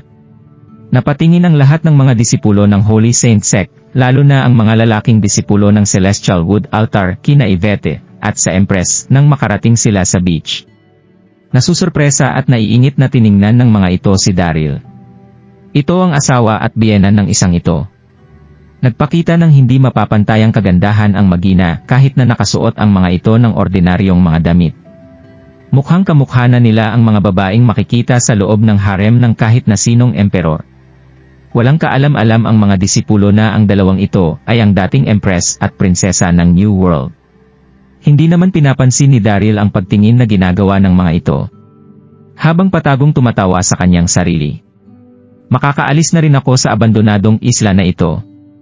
Hahanap ako ng paraan para makaalis sa sektang ito kasama sina Yvette at ang empress sa sandaling magawa kong bumalik sa mainland at maibalik sa dati ang aking lakas. Naghanda si Donna ng isang hiwalay na cabin para sa kasamang pamilya ni Daryl dahil hindi nila inasahang may kasama pala ito sa isla. Junior. Pagkatapos ihatid ang mga ito sa kanilang mga kwarto, ngumiti si Donna kay Daryl at Xianbing. Magpahinga ka na muna. Puntahan mo lang ako kung mayroon kang kailangan. Wala pong problema. Tango ni Daryl, kasalukuyang maganda ang kanyang mood ngayon. Kahit na nagawa niyang sumali sa Holy Saint Sect sa sobrang desperasyon, isa pa ring karangalan ang magkaroon ng isang maalaga, mabait na senior. Hindi na nagsalita pa ng kahit na ano si Donna, dahan-dahan siyang tumalikod at umalis. Pinanood ni Daryl ang paglayo ng umaalis na si Donna. Daryl. Dito na nagbabala ang empress na may nakasimangot na mukha habang nanlalamig na sinasabing, binabalaan kita Daryl. Nangako kang alagaan mo si Yvette habang buhay, dapat lang na maging tapat ka sa kanya. Dahil kung hindi, sinisiguro ko na hinding-hindi kita mapapatawad. Palaging natutulala si Daryl sa bawat sandaling makakakita siya ng nagagandahang mga babae. Nag-isip naman ang empress kung bakit gustong-gusto ng kanyang anak na si Yvette si Daryl. Mama naman. Walang magawang huminga ng malalim si Daryl habang nakangiting sinasabi na, hindi mo gustong magkatuluyan kami ni Yvette. Natatakot ka na ba ngayon na baka iwanan ko siya? Hindi niya matawag ang empress sa titulo nito dahil sa pagpapanggap na ginagawa niya bilang isang mangingisda. Ikaw. Hindi makapagsalitang tinitigan ng empress si Daryl. Dito na namula ang kanyang mukha. Tama na. Lumapit sa kanila si Yvette at nagreklamo. Pwede bang huwag ka nang magsalita ng kung ano-ano riyan, hubby? Hindi pa tayo kumakain mula kaninang umaga. Alam niya na sinasadyang asarin ni Daryl ang kanyang ina, kaya hindi siya nagalit ng dahil doon. Sige, lalabas na muna ako para ikuha kayo ng makakain, sagot ni Daryl bago siya tumalikod at maglakad palabas ng cabin. Istrikto ang mga patakaran sa Holy Saint Sect. Kaya sa bawat sandaling lalabas ang mga ito para sa isang pagsusulit, hindi sila pinagbibigyang magkaroon ng kanikanyang mga kusina sa loob ng kanikanilang mga cabin. Kumuha si Daryl ng kaunting pagkain sa kusina, at sumabay na nagpahinga sa magina noong mabusog silang tatlo. Habang lumalalim ang gabi, natapos na rin ng mga disipulo ang kanikanilang mga pagsusulit kaya sumakay na sila sa kanikanilang mga barko, at naghintay ng umaga para maglayag pabalik sa kanilang sekta. Bagong disipulo lang si Daryl kaya wala pa siyang kinakailangan na gawin sa ngayon. Hinayaan siya ng kanyang mga senior na manatili sa kanyang cabin para magpalakas ng kanyang sarili. Mabilis na lumipas ang gabi. Agad nilang sinimulan ang kanilang paglalakbay pabalik kinabukasan. Tahimik na tumayo sa baw ng barko ang kalmadong si Diana. Nakatayo naman sa kanyang likuran sina Daryl at Harvey kasama ni Donna ng iba pang mga disipulo. Gasp! Napapigil hininga si Daryl sa kanyang mga nakita sa harapan ng barko. Magkakatabing naglayag ng sabay-sabay ang libo-libong mga barko. Isa itong napakagandang tanawin para sa kanila, at sigurado ring magugulat ng husto ang sinumang makakakita nito. Ito ang ikalawang beses na ma-impress si Daryl sa ganitong klase ng tanawin. Ang unang beses na namangha siya sa ganitong klase ng eksena ay noong umatake ang mga sundalo ng New World sa World Universe 10 taon na ang nakalilipas. Dumating ang mga sundalo ng New World na nasa ilalim ni Sloan, sakay ng naglalakihan nilang mga barko. Masyadong nakakagulat ang eksenang ito maging para kay Daryl. Malinaw pa ring naaalala niyang naaalala hanggang ngayon ang eksenang iyon dahil iyon din ang unang beses ng pagkikita nila ng maliit na diwata. Hindi niya inasahang atake ang New World nang selyuhan niya ang mga acupoint ng maliit na diwata. Parang isang iglap na lumipas ang 10 taon. Nakaramdam si Daryl ng sakit sa kanyang puso nang maisip niya ito. Kasalukuyan pa ring nakakulong ang maliit na diwata kasama ng pamilya Carter, Dax at Chester, at wala nang kahit na anong ideya si Daryl sa kasalukuyang lagay ng mga ito. Walang magawang napabuntong hininga rito si Daryl. Sinisi niya ang kanyang sarili dahil masyado pa siyang mahina para maprotektahan ang kanyang mga asawa at kinakapatid. Hindi ba't magiging madali lang para sa kanya na iligtas si Dax at ang iba pa niyang mga kasama kung siya lang ang kasalukuyang sect master ng Holy Saint Sect na may ilang daang libong mga disipulo? Wow! Nang biglang umusbong ang isang komosyon sa kanilang harapan. Nakita ni Daryl na tumuturo ang marami sa mga disipulo ng Holy Saint Sect sa isang bahagi ng dagat sa kanilang harapan, nasabik ng husto ang mga ito sa kanilang nakita. Gourami Dragonfish! Buwisit! Napakarami ng mga Gourami Dragonfish na yan. Nagmamadaling tumingin si Daryl sa direksyong iyon nang sabihin ito ng mga disipulo at agad siyang natigilan sa kanyang mga nakita. Buwisit! Isang grupo ng mga isda ang nagtipon-tipon sa isang bahagi ng tubig sa kanilang harapan. Hindi alam ni Daryl kung gaano karami ba ang mga isdang kasama sa grupo na ito. Napansin ni Daryl na may kalahating metrong haba at may light red na mga kaliskis na kumislap sa ilalim ng tirik na sikat ng araw ang mga isdang ito. Mukhang hindi rin naiiba ang mga ito sa ibang mga isda na matatagpuan sa karagatan, pero mayroon ang mga isdang ito na isang pares ng mga sungay ng dragon sa kanilang mga ulo. Glop! Nagtipon-tipon doon ang grupo ng mga isdang ito habang gumagawa ng kakaibang tunog ng paglunok. Gourami Dragonfish ang mga ito. Ang Gourami Dragonfish ay isang pambihirang species ng isda. Mayroon itong isang pares ng mga sungay ng dragon sa kanilang ulo at gumagawa ng kakaibang tunog ng paglunok. Ito ang dahilan kung bakit sila tinawag na Gourami Dragonfish. Kahit na hindi ito isang uri ng mahiwagang halimaw, may kakayahan naman itong humigop ng enerhiya mula sa dagat. Maliban doon, ang itlog ng mga isdang ito ay isa sa mga importanteng sangkap sa paggawa ng pambihirang mga elixir. Buwisit! Gaano karaming mga elixir pill ang kanilang magagawa sa sandaling mahuli nila ang lahat ng mga Gourami Dragonfish na ito? At posible rin na hindi maubos ng buo nilang sekta ang paggamit sa lahat ng mga itlog na nito sa loob ng 10 taon. Pasimpleng napabuntong hininga si Daryl habang nakatingin sa grupo ng mga Gourami Dragonfish sa kanyang harapan. Manahimik kayong lahat! Nang bigla nilang marinig ang isang malakas na boses mula sa barko ng Ryukin Gold Altar sa kanilang harapan. Dito na dahan-dahang naglakad palabas ang isang imahe ng taong nakasuot ng gintong robe. Nasa kanyang 40 na ang lalaking ito na may katamtamang katawan at isang pares ng mga mata ng tigre. Nagmukha itong nakakatakot kahit na hindi siya nagagalit. Siya ang altar master ng Ryukin Gold na si Alan Sirus. Gasp! Nagulat si Daryl nang maramdaman niya ang lakas ni Alan. Gaya ni Diana, si Alan ay kasalukuyan na ring nasa Heaven Ascension level. Mukhang malakas nga talaga ang mga branch altar master ng Holy Saint Sect. Sigurado rin na isa nga itong nakakatakot na sekta sa 9 na mga kontinente. Tumingin si Alan sa kanyang paligid at nagpakita ng isang ngiti. Najekto ang kanyang boses sa libo-libong mga barko ng Holy Saint Sect habang sinasabi na, mukhang sinuswerte talaga tayo sa pagkakataong ito. Mukhang hindi lang si Enchanted Beast mula sa naganap na pagsusulit ang ating maiuwi, dahil nagawa rin nating maengkwentro ang grupo ng mga Gourami Dragonfish na ito. Mukhang marami tayong maiuwi ngayon. Mga disipulo, isa na naman itong pagkakataon para ipakita nyo sa amin ang iyong mga ipinagmamalaking lakas. Tumingin ang altar master ng Ryukin Gold na si Alan kay Diana at sinabing, bakit hindi natin hayaang magkipagkumpetensya sa isa't isa nang makita natin kung sino ang makakahuli sa pinakamaraming Gourami Dragonfish.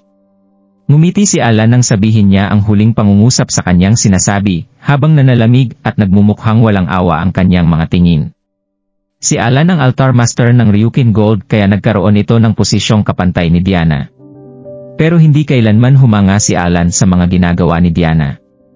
8 taong gulang pa lang siya noong sumali siya sa Holy Saint Sect. Nagsimula siya bilang isang disipulo at pagkatapos ng 20 taong pagsusumikap ay nagawa niya na ring maging altar master ng Ryukin Gold. Habang naging altar master naman si Diana ng Celestial Wood Altar, 8 taon pagkatapos niyang sumali sa Holy Saint Sect. Nagawa niyang mapantayan ang posisyon ni Alan. Kaya nainggit ito ng husto sa kanya. At higit sa lahat, hindi naging maganda kailanman ang pakikitungo ng Ryukin Gold Altar at ng Celestial Wood Altar sa isa't isa. 5 taon na ang nakalilipas mula noong magkaroon ng relasyon si Harvey sa isa sa mga disipulo ng Ryukin Gold Altar. Dito na sila nagkaroon ng mainit na pagtatalo, at sakitan noong masugatan ni Harvey ang pinanakatatandang disipulo ng Ryukin Gold. At sa huli ay humantong ito sa isang malaking laban ng dalawang mga nag-aaway na branch altar. Nagresulta ang labang ito sa pagkamatay ng maraming disipulo ng Ryukin Gold Altar, kaya hindi na nawala ang hinanakit ni Alan sa Celestial Wood. Habang si Diana, bilang altar master ng Celestial Wood ay pumanig sa nakatatanda niyang disipulo na si Harvey. Hindi siya kailanman humingi ng paumanhin kay Alan sa bawat sandaling magkikita ang dalawang ito. Hinding-hindi makakalimutan ni Alan ang pangyayaring iyon. Kaya nitong mga nakaraang taon ay ginagamit na niya ang bawat pagkakataon para ibuli si Diana at ang altar nito para maglabas ng naipon niyang sama ng loob. Hatiin natin ito sa 2 grupo. Ang sinumang makakahuli ng pinakamaraming gurami dragonfish ang mananalo sa pustahang ito. Tumatawang sinasabi ni Alan kay Diana, sa sandaling matalo ang Ryukin Gold Altar, luluhod ako sa harapan mo habang pinagsasalin ka ng tsaa. Ikaw naman ang gagawa nito sa sandaling matalo ang Celestial Wood Altar mo. Sapat na ba ang lakas ng loob mo para tanggapin ang hamon ko? Magaling, walang emosyong sumagot si Diana habang ipinapakita ang seryoso niyang mukha. Glop! Glop! Glop! Nakalapit na sa kanilang harapan ang grupong iyon ng mga gurami dragonfish. Tumingin ka sa akin, Master! Sigaw ni Harvey, siya ang naunang lumipad sa gitna ng ere. Bilang pinakanakatatandang disipulo ng Celestial Wood Altar, siya dapat ang manguna sa kanyang mga kasama. Paano niya hahayaang pagsilbihan ng Diyosa niyang Master ang Alan na yon? Hush! Dito na binunot ni Harvey ang kanyang longbow, mayroon itong dark at metallic na kulay. Grabe! Ang sandatang iyan ni Harvey ay isang indigo level na sandata. Nahahati ang mga sandata sa iba't ibang mga kategorya, red, orange, yellow, green, blue, indigo at purple. Para sa isang disipulo ng Holy Saint Sect, mukhang mataas na nga ang katayuan ni Harvey sa Celestial Wood Altar pagkatapos magkaroon ng sandata na nasa indigo category. Pero bumunot si Harvey ng isang panang walang kahit na isang palaso. Paano niya magagawang manghuli ng isda gamit ito? Buzz! Nang iisipin and asana ito ni Daryl, ginamit ni Harvey ang kanyang internal energy at hinila ang kanyang pana ng todo bago magpakita ang 3 nagliliwanag na mga palaso sa loob ng pana niyang ito. Binuo ang mga palasong ito ng kanyang internal energy, kaya natural lang na kuminang at magkaroon ang mga ito ng matinding lakas. Gasp! Napahinga ng malalim ang sumasangayon na si Daryl habang pasimpleng itinatango ang kanyang ulo. Ginamit ni Harvey ang kanyang internal energy para mabuo ang mga palasong iyon na isang hindi pangkaraniwang eksena para sa kahit na sino. Chak, chak, chak. Dito na pinakawalan ni Harvey ang string ng kanyang pana na nagpalipad sa 3 mga palaso na parang mga bulalakaw. May kakayahang lumangoy ng mabilis ang mga gurami dragonfish pero pa rin naiwasan ng mga ito ang mga palaso. At sa loob ng isang iglap ay nagawang mapatay ni Harvey ang 12 mga isda na nagsilutang sa ibabaw ng dagat. Dito na sumigaw ang mga nagpapalakpakang disipulo ng Celestial Wood Altar. Napakagaling talaga ni Senior. Kamangha-mangha ang ginawa mong ito, kuya. Pagkatapos magbigay ng kanilang mga papuri, sinimula na rin ng karamihan sa mga disipulo ng Celestial Wood na gamitin ang kani-kanilang mga internal energy para manghuli ng gurami dragonfish. Ang hindi gumagalaw na si Daryl na lang ang natitirang disipulo na nakatayo sa baw ng barko. Inisip ni Daryl na hindi niya gusto ang pagsaling ginawa niya sa Holy Altar Sect kaya wala na siyang pakialam sa labang naganap sa pagitan ng Celestial Wood Altar at ng Ryukin Gold Altar. Mas maigi pang magpalakas na lang siya para maibalik ang nawala niyang internal energy. Pero nahiya siyang gawin ito nang tumayo si Diana sa kanyang tabi. Ipinakita na rin ng mga disipulo ng Ryukin Gold Altar ang kani-kanilang mga talento mula sa sinasakyan nilang mga barko. Thud. Nagawa nilang mahuli ang maraming gurami dragonfishes sa maikling sandali. Malalaking talsik ng tubig ang kasama ng kanilang kilos. Ito ay sobrang nakakabilib na tanawin. Hoy! Humarap si Harvey at tumitig kay Daryl. Bakit nakatayo ka lang dyan? Kung hindi ka makakahuli ng kahit anong isda, kung gayon kunin mo ang mga nakakalat sa lapag. Minamaliit lagi ni Harvey si Daryl. Sa sandaling iyon, siya at ang kanyang mga kapatid ay patuloy na nanghuli ng maraming isda, ngunit si Daryl ay nakatayo lang at nanood. Si Harvey ay nagalit nang mapagtanto niya iyon. Senior brother. Si Donna ay lumapit kay Harvey at hinikayat siya ng mahinahon. Si Junior Brother Darren ay bago pa lang din kahapon lang siya naging disipulo ni Master. Tigilan mo na ang pang-aapi sa kanya. Akala niya si Junior Brother Darren ay lalaking simple lang mag-isip, kaya ayaw niya na kahit sinong mangapi sa kanya.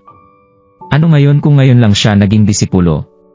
Hindi ito pinalampas ni Harvey. Nanalamig niyang sinabi, tutal siya ay isang Celestial Wood Altar na disipulo, kung gayon kailangan niya gawin ang parte niya. Hindi siya pwedeng tumayo lang na parang basura. Walang utak na hangal. Kumunot ang kilay ni Daryl at sumumpa sa kanyang puso. Ang Harvey na ito ay baliw. Hindi namin kilala ang isa't isa pero gusto mo pa din na maghanap ng mali sa akin. Tapos, tumawa ng mahina si Daryl at sinabi, sino ang nagsabi na hindi ko kayang manhuli ng isda? HMM? Naglakas loob pa siyang sumagot sa akin. Nanlamig ang ekspresyon ni Harvey. Tapos, nagpanggap siya na may naintindihan. Tama, halos makalimutan ko na ikay isang mangingisda. Siyempre alam mo kung paano humuli ng isda. Tapos, nangungutyang ngumiti si Harvey habang nakatingin kay Daryl. Junior Brother Darren, kailangan mo bang hanapan kita ng fishing net? Roar! Isang hiyaw ng katatawanan ang narinig sa kanilang paligid. Mga tanga! Ngumiti lang si Daryl nang kinutya siya ni Harvey. Ngunit wala siyang sinabi. Alam niya na si Harvey ay nainggit dahil sa hindi niya matanggap ang katotohanan na ang kanyang master ay sinubukan kunin si Daryl bilang disipulo. Sa ilalim ng normal na sitwasyon, walang pakialam si Daryl sa ganito kakitid na utak na tao. Subalit, si Harvey ay patuloy na inasar si Daryl, kaya ito ay isang kakaibang sitwasyon. Senior brother. Sa gitna ng tawanan, nababalisang pumadyak si Donna. Ang kanyang mukha ay parang walang magawa. Humarap siya kay Harvey at sinabi, tumigil ka na sa paghanap sa mali kay Junior Brother Darren, pakiusap. Tapos, kinomfort ni Donna si Daryl. Brother Darren, kasasali mo lang sa sect. Hindi ka pa tinuruan ni Master ng kahit anong cultivation method, kaya hindi mo kailangan manghuli ng isda kasama nila. Si Donna ay ang kanilang second senior sister, at siya ay mabait na tao. Siya ay magaling din makisama. Ang iba pang mga disipulo ay hindi kinutya si Daryl nang nakita niya siyang kinomfort ito. Wala nang sinabi pang iba si Harvey, ngunit nagpatuloy siyang nangungutyang tumingin kay Daryl. Ayos lang ito, senior sister. Ngumiti si Daryl at tumingin kay Donna. Sabi niya, tutal ako'y isang disipulo ng Celestial Wood Altar, kailangan ko din tumulong. Wow! Ang mga tao ay napatunganga nang marinig nila siya. Ang kanilang mga mata ay nakay Daryl habang patago silang umiling. Ang kanilang senior sister ay tumulong sa kanya para pakalmahin ang sitwasyon, pero mukhang hindi ito nagkumbinsi sa kanya. Nako. Inasar ni Harvey si Daryl na may masamang hangarin sa kanyang mata. Sinasabi mo ba na kaya mong humuli ng isda ng mabuti? Ito ay mga gourami dragonfishes. Hindi sila tulad ng ibang mga ordinaryong mga isda na madalas mong nahuhuli. Mag-ingat ka na hatakin ka nila sa dagat. Hindi ko na ito kaya, masyado na itong nakakatawa. Tumawa si Harvey na may nakabukakang bibig. Na para bang naiisip na niya halos ang pangyayari. Ang mga tao sa paligid nila ay sumabog sa kakatawa sa pangaasar ni Harvey. Si Diana, na nasa tabi, ay tumingin kay Daryl ng tahimik ng nakangiti. Nang kinuha niya siya bilang disipulo, siya ay mukhang hindi mapagpanggap at diretsyong tao, pero meron siyang kumpiyansa. Tama si Harvey. Ang mga gourami dragonfish ay mabilis na mga nilalang at aktibo sa malalim na dagat. Ilan sa mga mangingisda ay hindi kailanman nakita ang mga ito sa kanilang buong buhay. Subalit, mukhang ang kanyang bagong recruit ay medyo kumpiyansa. Junior brother Darren. Hindi alam ni Donna kung tatawa o iiyak. Siguro, kailangan mo na lang itong palampasin. Bakit sobrang tigas ng ulo niya? Insultuhin lang siya ni Harvey kung hindi siya makahuli ng isda. Kung sa bagay, hindi naman madaling humuli ng gurami dragonfish. Napabuntong hininga si Daryl habang tinignan niya si Donna ng maginhawa. Tapos, lumapit siya sa gilid ng barko ng mabagal. Sa sandaling yon, isang grupo ng gurami dragonfish ang nakakalat sa dagat dahil sa kanilang panghuhuli. Mas mahirap para sa kanila na hulihin ang mga ito. Ang mga disipulo ng Celestial Wood Altar ay nakatingin kay Daryl. Lahat ng mga gurami dragonfish ay nakakalat. Ibig sabihin ito na sila ay mas mabilis at mas sensitibo sa mga kilos. Kahit ang iba pang mga disipulo ay nahihirapan kahit na kung subukan nilang hulihin ang mga ito. Kaya ang mangingisda na sumali lang sa sect ay mas lalong mahihirapan. Sigurado sila na hindi siya makakahuli ng kahit na isang gurami dragonfish. Glop! Glop! Glop! Habang ang mga tao ay nagbubulungan sa isa't isa, nilagay ni Daryl ang kanyang kamay sa gilid ng kanyang bibig, bumuga sa kanyang pisngi, at gumawa ng serye ng kakaibang tunog. Katunog siya ng mga gurami dragonfishes. Ito ay talagang kapareho. Ano? Kaya niyang gayahin ang mga tunog ng gurami dragonfish. At saka, ito ay pareho ang tunog. Kung hindi nila ito nakita ng kanilang sariling mata, walang maniniwala na ang isang tao ay kayang gumawa ng ganoong tunog. Nakatingin sila kay Daryl na tataranta. Sila ay naguguluhan at nakatunganga. Ang mata ni Harvey ay nanlaki, habang nakatingin siya kay Daryl sa hindi maikumparang gulat. Ano ang ginagawa niya? Ginamit ni Daryl ang mimic technique. Ito ay bagay na kanyang natutunan habang nasa Elysian Island. Ito ay mukhang simpleng skill, ngunit ito ay medyo mahirap na masterin. Kung magagang mamaster ang mimic technique, kung gayon ang taong iyong ay kayang gayahin ang kahit anong tunog sa buong mundo. Habang si Daryl ay nagsikap sa kanyang cultivation, binigyan pansin niya din ang mimic technique. Minaster niya ito matagal na ang nakalipas. Kaya ni Daryl na hulihin ang mga gurami dragonfish ng madali gamit ang kanyang tunay na kapangyarihan. Subalit, wala siyang pagpipilian. Kailangan niyang itago ang kanyang sarili pagkata, kaya pwede niya lang gamitin ang kanyang mimic technique para gawin ito. Darren! Si Harvey ay bumalik sa kanyang katinuan. Ambisyoso siyang ngumiti kay Daryl. Ano ang iyong sinusubukang gawin? Dahil kaya mong gayahin ang kanilang tunog, sa tingin mo ba magagawa mo silang hulihin? Hindi niya maitago ang kanyang nangungutya at pagkamuhi sa kanyang pus, kaya patuloy niyang sinabi, huwag mong sabihin na ang mga isda ay otomatikong lalangyon papunta sayo. Ang iba pang mga disipulo ay bumalik na sa kanilang katinuan. Tumawa sila nang marinig nila ang mga sinabi ni Harvey. Si Darren ay sobrang interesable, ginagaya niya ang isda. Ito ay sobrang nakakatawa. Kapag naging isang mangingisda, lagi ka ng mangingisda. Siya ay gumagamit ng kalokohan ng mga bata. Sa tingin ko kailangan natin siyang pigilan. Kung hindi, tayo ay magiging katatawanan sa ibang mga altar. Ang mga tao ay patuloy na kinutya si Daryl. Tulad ni Harvey, inakala nila na si Daryl ay nagbibiro lang.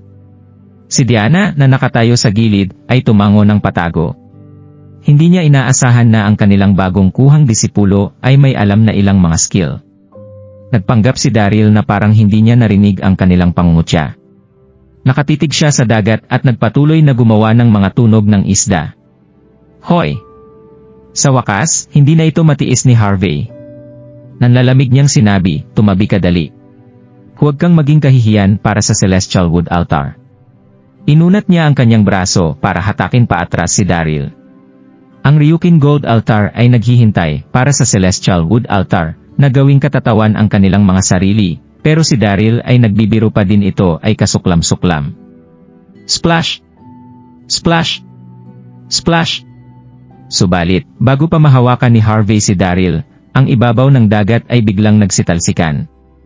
Ang iba pang mga disipulo ay kaagad na sinabi, tignan mo ang lahat ng mga gurami dragonfish na papalapit. Sobrang dami nila. Sila ba ay tatalon papunta sa barko? Sandali lang. Si Junior Brother Darren ba ang nagtawag ng lahat ng mga isdang iyon? Nang makita ni Harvey yon, kagad siyang humarap para tumingin at siya ay nanginig sa kanyang nakita. Siya ay napatunganga. Isang grupo ng gurami dragonfish ang lumangoy papunta sa kanila. Mayroong higit sa 1,000 ng mga ito. Lahat ng mga isda ay lumangoy papunta sa Celestial Wood Altar. Glog, glog, glog. Si Daryl ay nagpatuloy sa mimic technique. Ang kanyang tono ay lalong naging mas nagmamadali. Splash! Splash! Splash! Habang ang mga gurami dragonfish ay lumapit sa barko, ang mga ito ay parang nabihani habang tumalon sila paalis ng tubig at papunta sa barko. Ang tunog ng mga isda na sumakay sa matigas na sahig ng barko ay patuloy na narinig. Sa isang iglap, ang buong sahig ng barko ay napuno ng mga gurami dragonfish. Gasp! Ang mga panga ng lahat ay nalaglag habang nakatingin kay Daryl nang hindi makapaniwala. Si Junior Brother Darren ay nagawang akitin ang mga isda papunta sa kanila. Hindi lang niya inakit ang mga isda sa barko, ngunit pinatalon pa ang mga ito papunta sa sahig ng barko ng kusa. Ito ay talagang parang mahika. Kung hindi nila ito nakita gamit ang kanilang sarili mata, hindi nila ito magagawang paniwalaan. Si Harvey ay talagang naguguluhan. Nakatitig siya kay Daryl. Siya ay walang masabi. Pita! Siya ay medyo may kakayahan. Bawat nilalang ay may kaluluwa. Inisip ng mga tao na si Daryl ay limitado lang sa kung paano ang tunog ng mga isda. Hindi nila alam na humingi din siya ng tulong sa mga gurami dragonfish habang ginagaya ang kanilang tunog. Ang mimic technique ni Daryl ay sobrang nakakabilib na ang mga gurami dragonfish ay inakala na ang isa sa kanila ay nasa panganib, kaya sila ay pumunta para tumulong. Sa wakas, si Daryl ay huminto. Mayroon ang maliit ng bundok ng mga gurami dragonfish sa sahig ng barko. Ngumiti siya habang nakatingin sa nakolekta sa harapan niya. Sa parehong sandali, humingi siya ng tawad sa bundok ng isda sa kanyang isipan. Mga isda, mga isda. Pasensya na sa pagpanggap na isa sa inyo, at niloko kayo dito.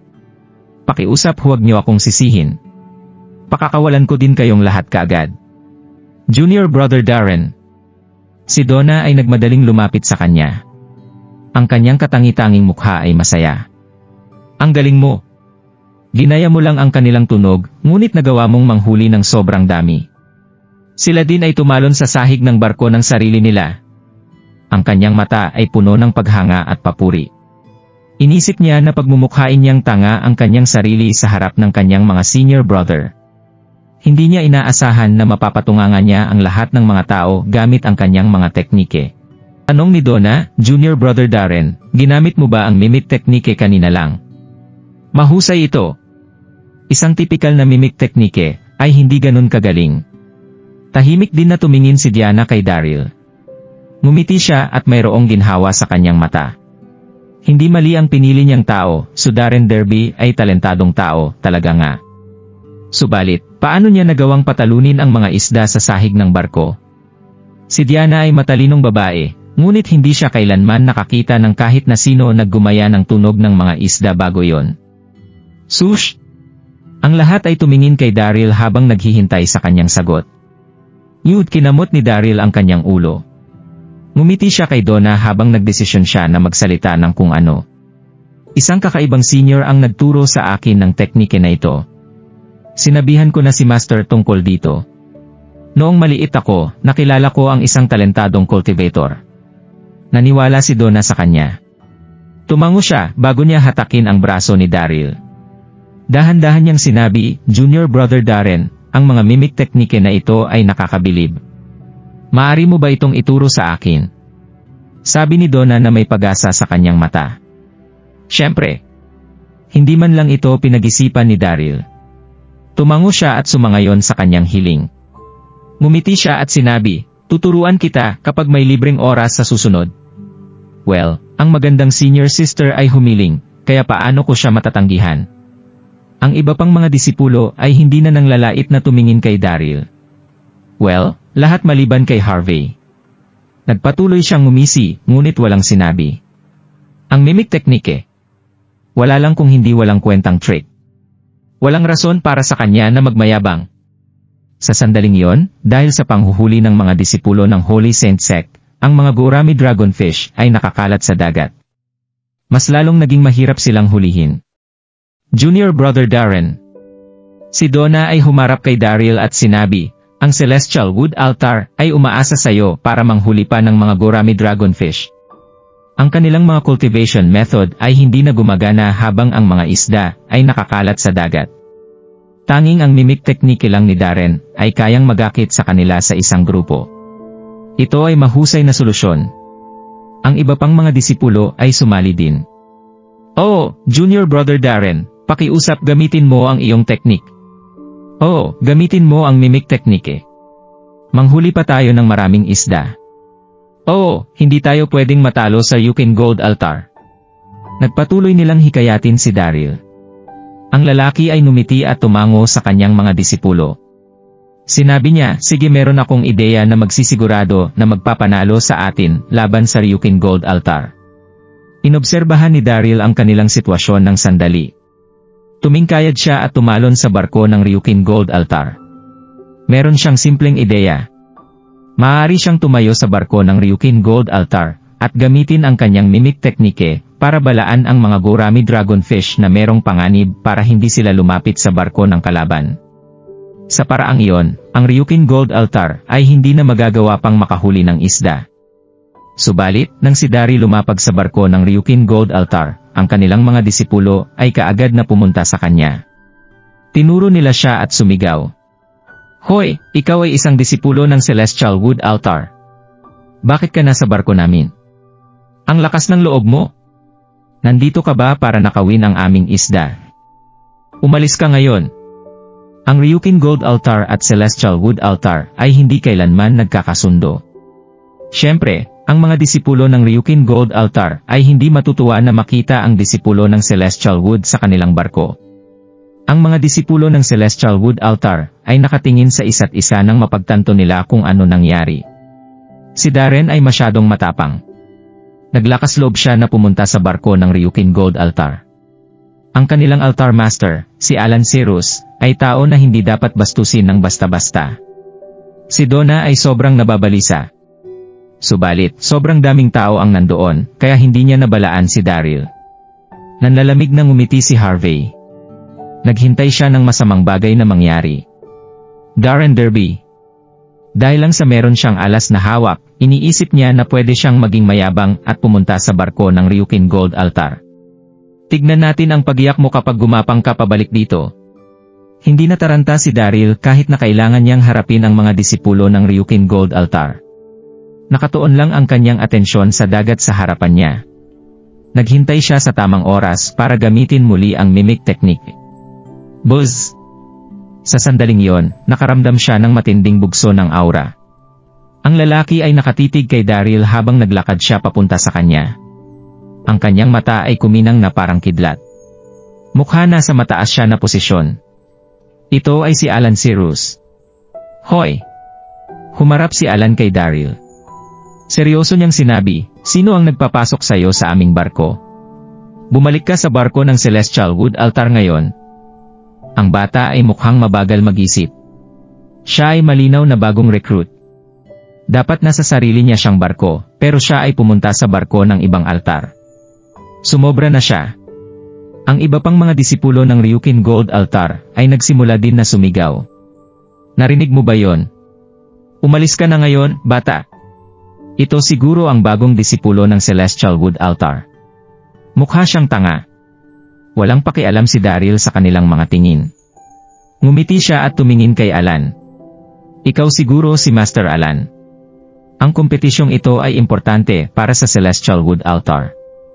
Sa kasamaang palad, ang aming master ay hindi ka na maalok ng kahit anong tsaa. Hanggat nandito ako, siguradong matatalo ka sa kompetisyon. Tapos, ginamit ni Daryl ang kanyang mimic technique para senyasan ang mga gurami dragonfish. Nang ginamit niya ang teknike na yon, kinailangan niya din na gamitin ang kanyang internal energy. Ang tunog ay nagawang kumalat ng higit sa 500 na kilometro ang layo. Ang mga nakapaligid na mga gurami dragonfish ay lahat lumayo. Ano? Ang bagong batang iyon ba ay inasar si Master Alan? Nagpapakamatay ba siya? Lahat ng mga disipulo ng Ryukin Gold Altar at Celestial Wood Altar ay napatunganga. Si Donna at ang iba pang mga disipulo ng Celestial Wood Altar ay nag-aalala para kay Daryl. Malinaw na ang kanilang junior brother ay hindi takot kay Master Alan. Siya ay parang bagong silang na baka na hindi takot sa tigre. Si Alan ay ang Altar Master ng Ryukin Gold Altar. Ang lakas ng loob niya na magsalita sa kanya sa paraang iyon. Siya ay maaaring sobrang tanga o sobrang yabang. Kumunot ang kilay ni Diana ng kaunti habang nakatingin siya kay Daryl na may naguguluhang ekspresyon. Alam niya na ang bagong recruit ay isang talentadong tao, ngunit bakit mukhang siya din ay sobrang simpleng mag-isip? Mukhang hindi siya kinakabahan kay Alan Sirus. Buisit ka, bata. Ang mukha ni Alan ay kaagad na nandilim habang pinagalitan niya si Daryl. Kilala mo kung sino ako, pero naglakas loob ka pa din na magsalita ng ganito sa akin. Bastos. Tuturuan kita ng leksyon sa ngalan ng Altar Master mo. Sush! Humakbang ng malaki paharap si Alan papunta kay Daryl. Slap! Tapos, mabangis na sinampal si Daryl. Si Alan ay nakaabot na sa Heaven Ascension level, kaya mabilis siya. Hindi nakakilos sa oras si Daryl. Naramdaman niya ang kalahati ng mukha niya na uminit habang ang kanyang utak ay nahilo. Jigo! Isipin mo ang iyong pagkatao bago ka pumunta dito. Umalis ka kaagad. Ngumisi si Alan habang tumingin siya pababa kay Daryl. Naglabas siya ng malakas na dakilang aura. Gasp! Ang mga disipulo ng Ryukin Gold Altar ay natuwa. Sila ay sobrang natuwa. Sobrang angas ni Master nang sinampal niya ang bata. Nararapat lang ito sa batang iyon. Oo. Sa parehong sandali, ang mga disipulo ng Celestial Wood Altar ay tahimik. Marami sa kanila ay tumingin kay Daryl na may awa sa kanilang mata. Ngumisi si Harvey. Natuwa siya. Isang talunan. Maaari niyang bastusin ang kahit sino, pero pumunta siya at binasto si Alan Sirus. Nararapat lang ito sa kanya. Sush! Ang mata ni Daryl ay namula habang nakatitig siya kay Alan. Pita! Nagpanggap na siya at pinalitan ang kanyang pangalan. Tapos, pinilit siya na sumali sa Holy Saint Sect. Sobra na siyang naagrabyado. Kailangan niya pa din bang masigawan o tratuhin na parang hayop? Si Daryl ay nagalit. Ang kanyang galit ay nagpatuloy na tumindi. Jigo! Nang mapansin niya ang titig ni Daryl, mapagmataas niyang sinabi, isang talunan na tulad mo. Kaya kitang pahirapan hanggang sa kamatayan mo gamit lang ang isang daliri. Kung hindi ka masaya dito, umalis ka at mag-cultivate ng 10 taon o higit pa, tapos saka ka pumunta at hanapin ako para gumanti. Umalis ka na ngayon. Ang iba pang mga disipulo ng Ryukin Gold Altar ay patuloy na kinutya si Daryl. Hindi ka pa din ba masaya dito? Umalis ka na lang. Maswerte ka na walang ginawa ang Master, kundi sampalin ka. Hindi mo pa ito matanggap. Wala nang pakialam si Alan tungkol kay Daryl. Tumalikod siya at umalis. Kumumpas siya kay Daryl at sinabi, Jigo, umalis ka na habang maganda pa ang mood ko. Tingin na mo. Sumigaw si Daryl sa galit. Pinulot niya ang walang laman na banga ng alak sa tabi niya at bayolenteng hinampas sa ulo ni Alan. Thud. Ang banga ng alak ay brutal na tumama sa ulo ni Alan at ito ay kaagad na nabasag. Gumiwang si Alan. May mahabang sugat sa kanyang ulo at dugo ang patuloy na umaagos mula sa sugat. Sino ka ba sa tingin mo? Ang lakas ng loob mo na atakihin ako. Nanlalamig na tumingin si Daryl kay Alan. Ginamit niya ang lahat ng kanyang lakas nang hinampas niya ang banga ng alak sa ulo ni Alan. Kahit na si Daryl ay hinampas si Alan gamit ang banga ng alak, galit pa din siya. Si Lord Kenny ay kinuha ang kanyang pamilya at tapos siya ay na-stranded sa desyertong isla. Kailangan niyan sumali sa Holy Saint Sect bilang disipulo para makaalis dito. Lahat ng pangyayaring iyon ay iniwan siyang agrabyado at si Alan ay dumagdag pa ng sinampal niya si Daryl. Paano na lang magagawang tiisin ng isang lalaki yon? Sino ba siya sa tingin niya para sampalin ako?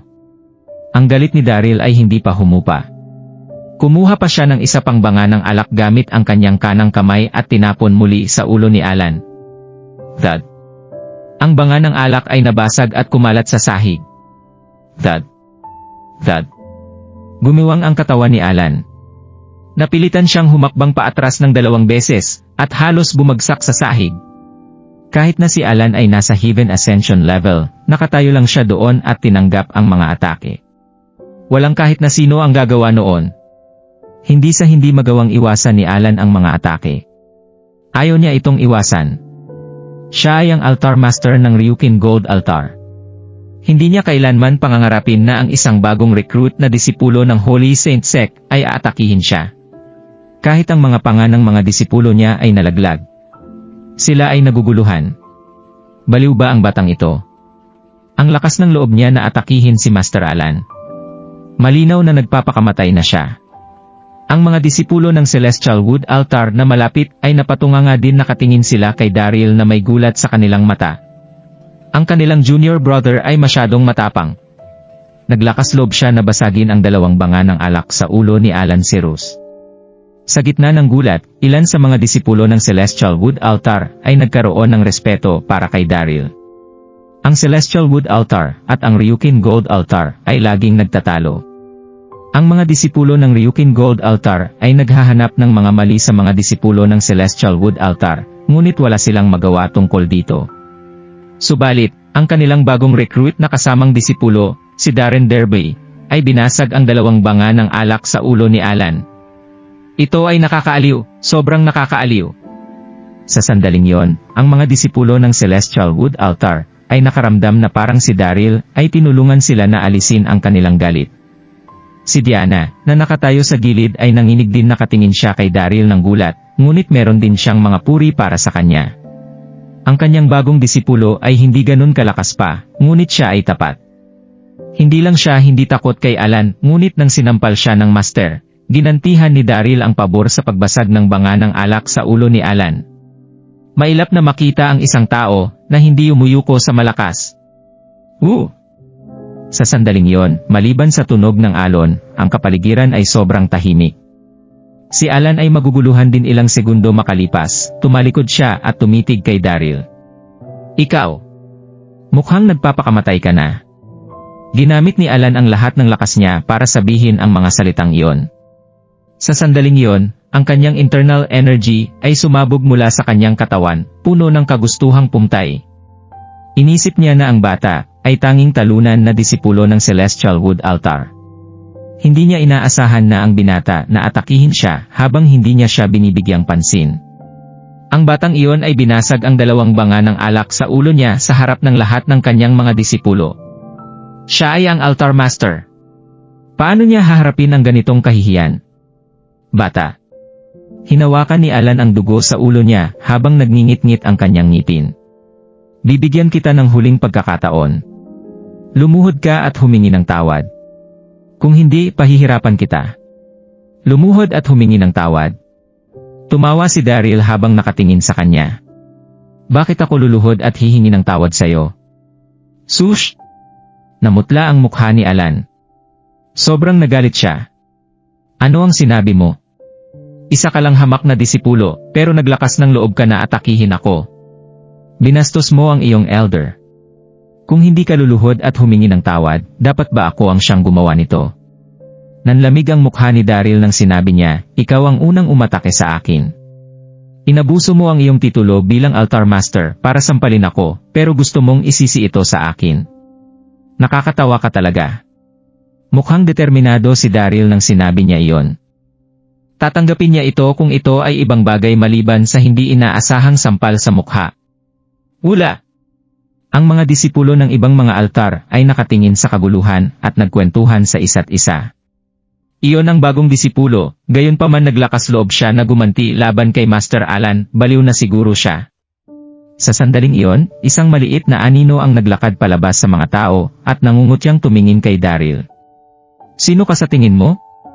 Ang lakas ng loob mo na magrason sa master ko. Bago ka lang dito, ngunit hindi ka nanatili kasama ang iyong altar. Tumalon ka sa aming barko para manggulo. Ang aming master ay tumama lang ng mahina pero sumasagot ka pa din sa kanya. Kung gayon, papahirapan ka niya. Ang babaeng iyon ay nasa 25 na taong gulang. Siya ay mahabang dilaw na dress at siya ay may mahusay na sexy na katawan. Ang kanyang katawan ay kakaiba.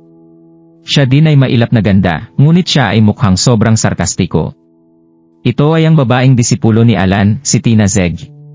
5 taon ang nakalipas, si Harvey ng Celestial Wood ay sinubukang habulin si Tina, na nagdulot ng malaking biyak sa pagitan ng parehong mga altar.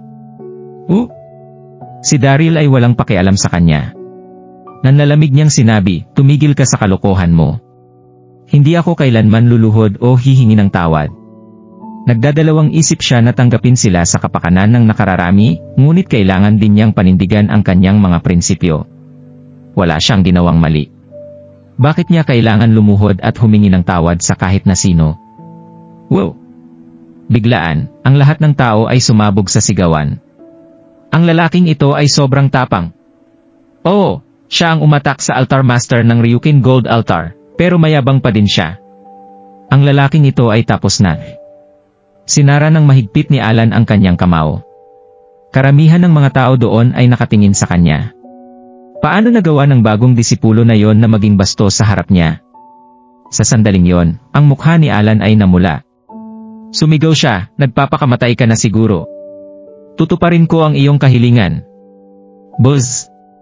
Isang nakakatakot na aura ang sumabog mula kay Alan. Tapos, bayolente niyang inatake si Daryl. Ang mga nakapaligid na mga tao ay nagulat. Ang second sister ng Celestial Wood Altar, si Donna, ay sobrang balisa na pinadyak niya ang kanyang paa, habang tuloy-tuloy na pinagpapawisan. Ngumisi si Daryl habang inatake si ni Alan. Hindi siya nataranta. Alam ni Daryl na si Alan ay nasa Heaven Ascension level. Kung lalabanan niya siya, wala siyang tapat sa kanya. Subalit, kung iniwasan ni Daryl ang kanyang atake, ito ay hindi magiging problema. Merong sumigaw mula sa malayo ng si Alan ay tatama na kay Daryl.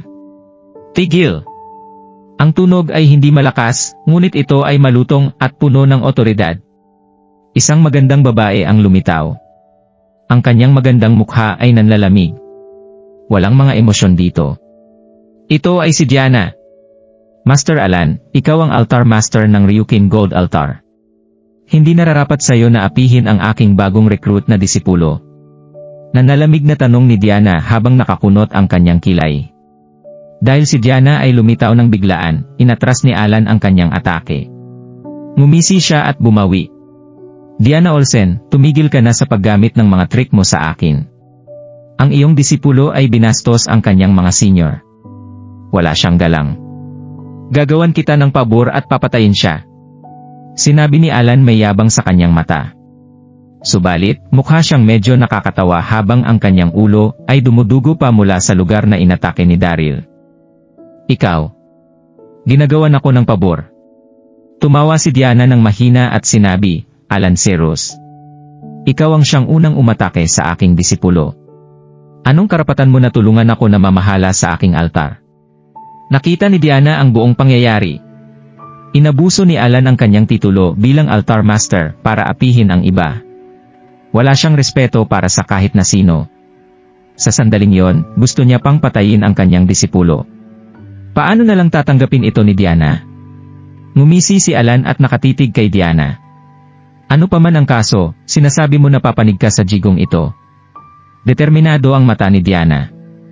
Nanlalamig niyang sinabi, parurusahan ko ang aking disipulo kung may ginawa silang mali. Hindi ko kailangan ang kahit na sino na makialam sa aking mga gawain. Hanggat buhay ako, huwag kang maglakas loob na hawakan siya. Tapos, naglakad paharap si Diana at hinatak si Daryl sa likod niya. Si Daryl ay patagong nagpasalamat. Sa parehong oras, naantig din siya. Kahit na siya ay napilitan na kilalanin siya bilang kanyang master, hindi lang siya maganda, ngunit prinotektahan niya din ang kanyang mga disipulo. Siya ay sobrang maswerte. Galit si Alan.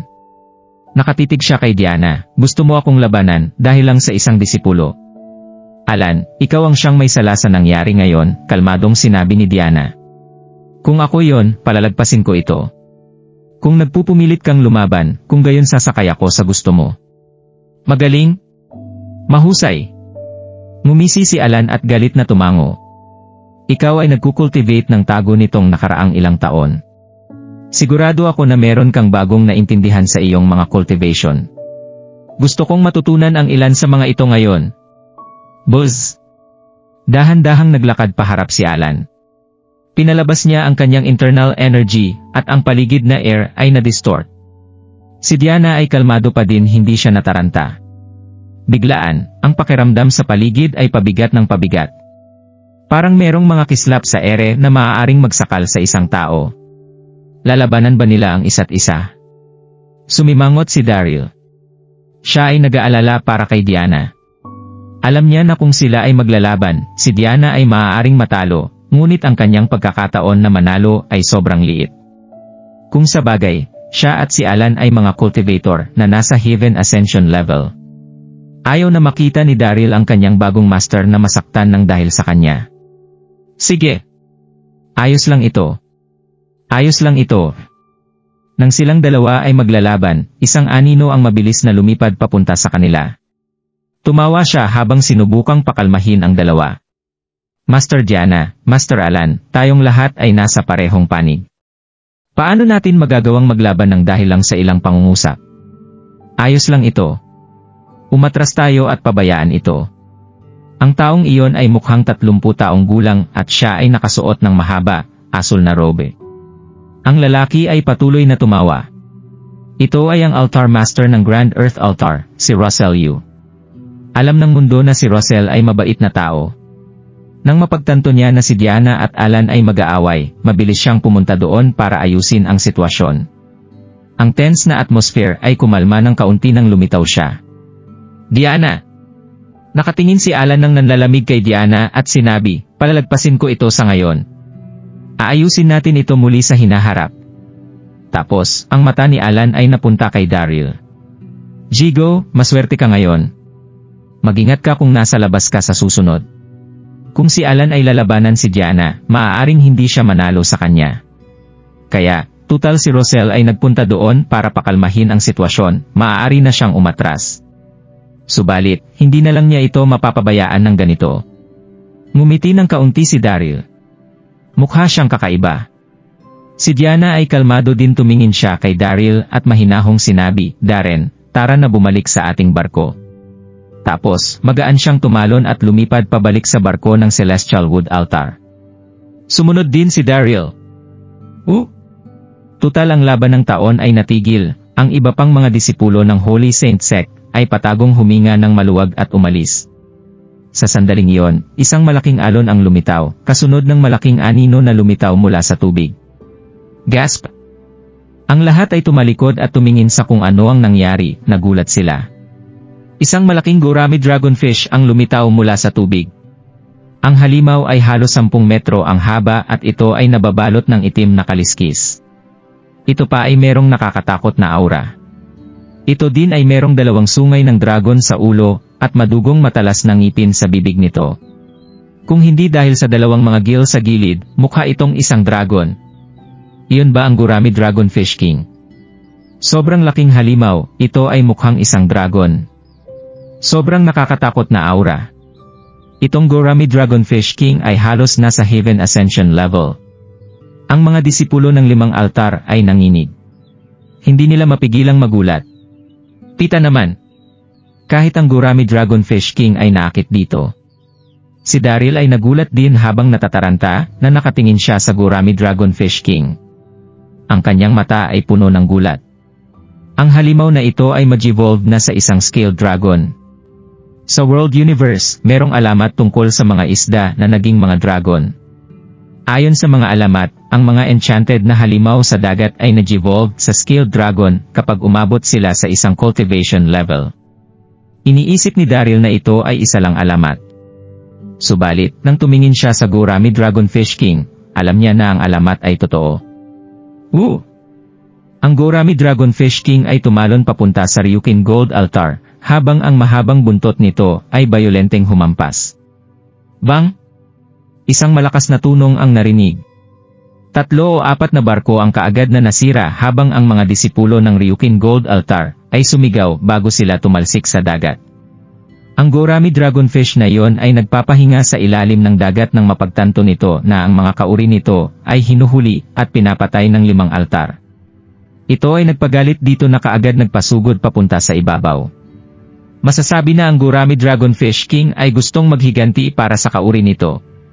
Grabeng halimaw. Ang lakas ng loob na ito ay sobrang bastos. Si Alan galit nang makita niya na ang kanyang mga disipulo ay nasaktan at namatay. Buzz! Kinuha ni Alan ang kanyang mahabang latigo at inatake ang Gurami Dragonfish King ng bayolente. Ang kanyang latigo ay 5 metro ang haba at ito ay kulay violet at gold sa ilalim ng araw. Ito ay gawa mula sa halo ng violet fluorite gold at 10,000-year frost iron. Ito ay sobrang matibay. Ito ay sandata mula sa violet category. Isang sandata mula sa violet category. Si Daryl ay nagulat nang makita niya ang latigo na nasa kamay ni Alan. Si Daryl ay cultivator na ng maraming taon at nakakita na siya ng maraming sandata. Subalit, ang latigo na iyon ay mahusay na sandata.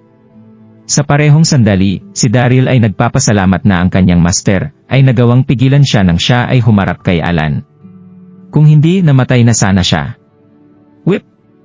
Ang mahabang latigo ay brutal na tumama sa Gurami Dragonfish King.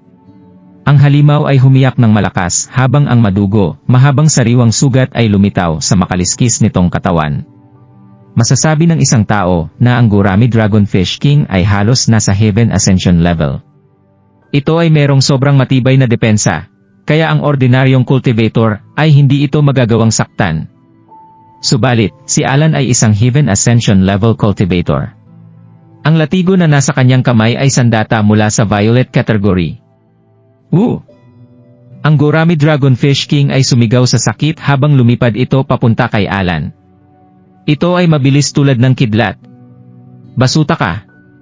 Dumating ka sa eksaktong oras. Sigaw ni Alan ng malakas. Hinigpitan niya ang hawak sa latigo sa kanyang kamay ng walang takot. Hinampas niya muli ang halimaw. Libo-libong mga disipulo ang nakatitig kay Alan. Magiting na lumaban si Alan. Ang kanyang alitan kay Daryl kanina lang ay nagpainis sa kanya. Kaya, siya ay sobrang galit ng ang Gurami Dragonfish ay kumilos ng bastos sa harapan niya. Kung nagustuhan mo ang mga ganitong video, huwag mong kalimutan mag-like and subscribe. Panoorin mo na rin ang mga naunang kabanata para lalong maubos ang oras mo.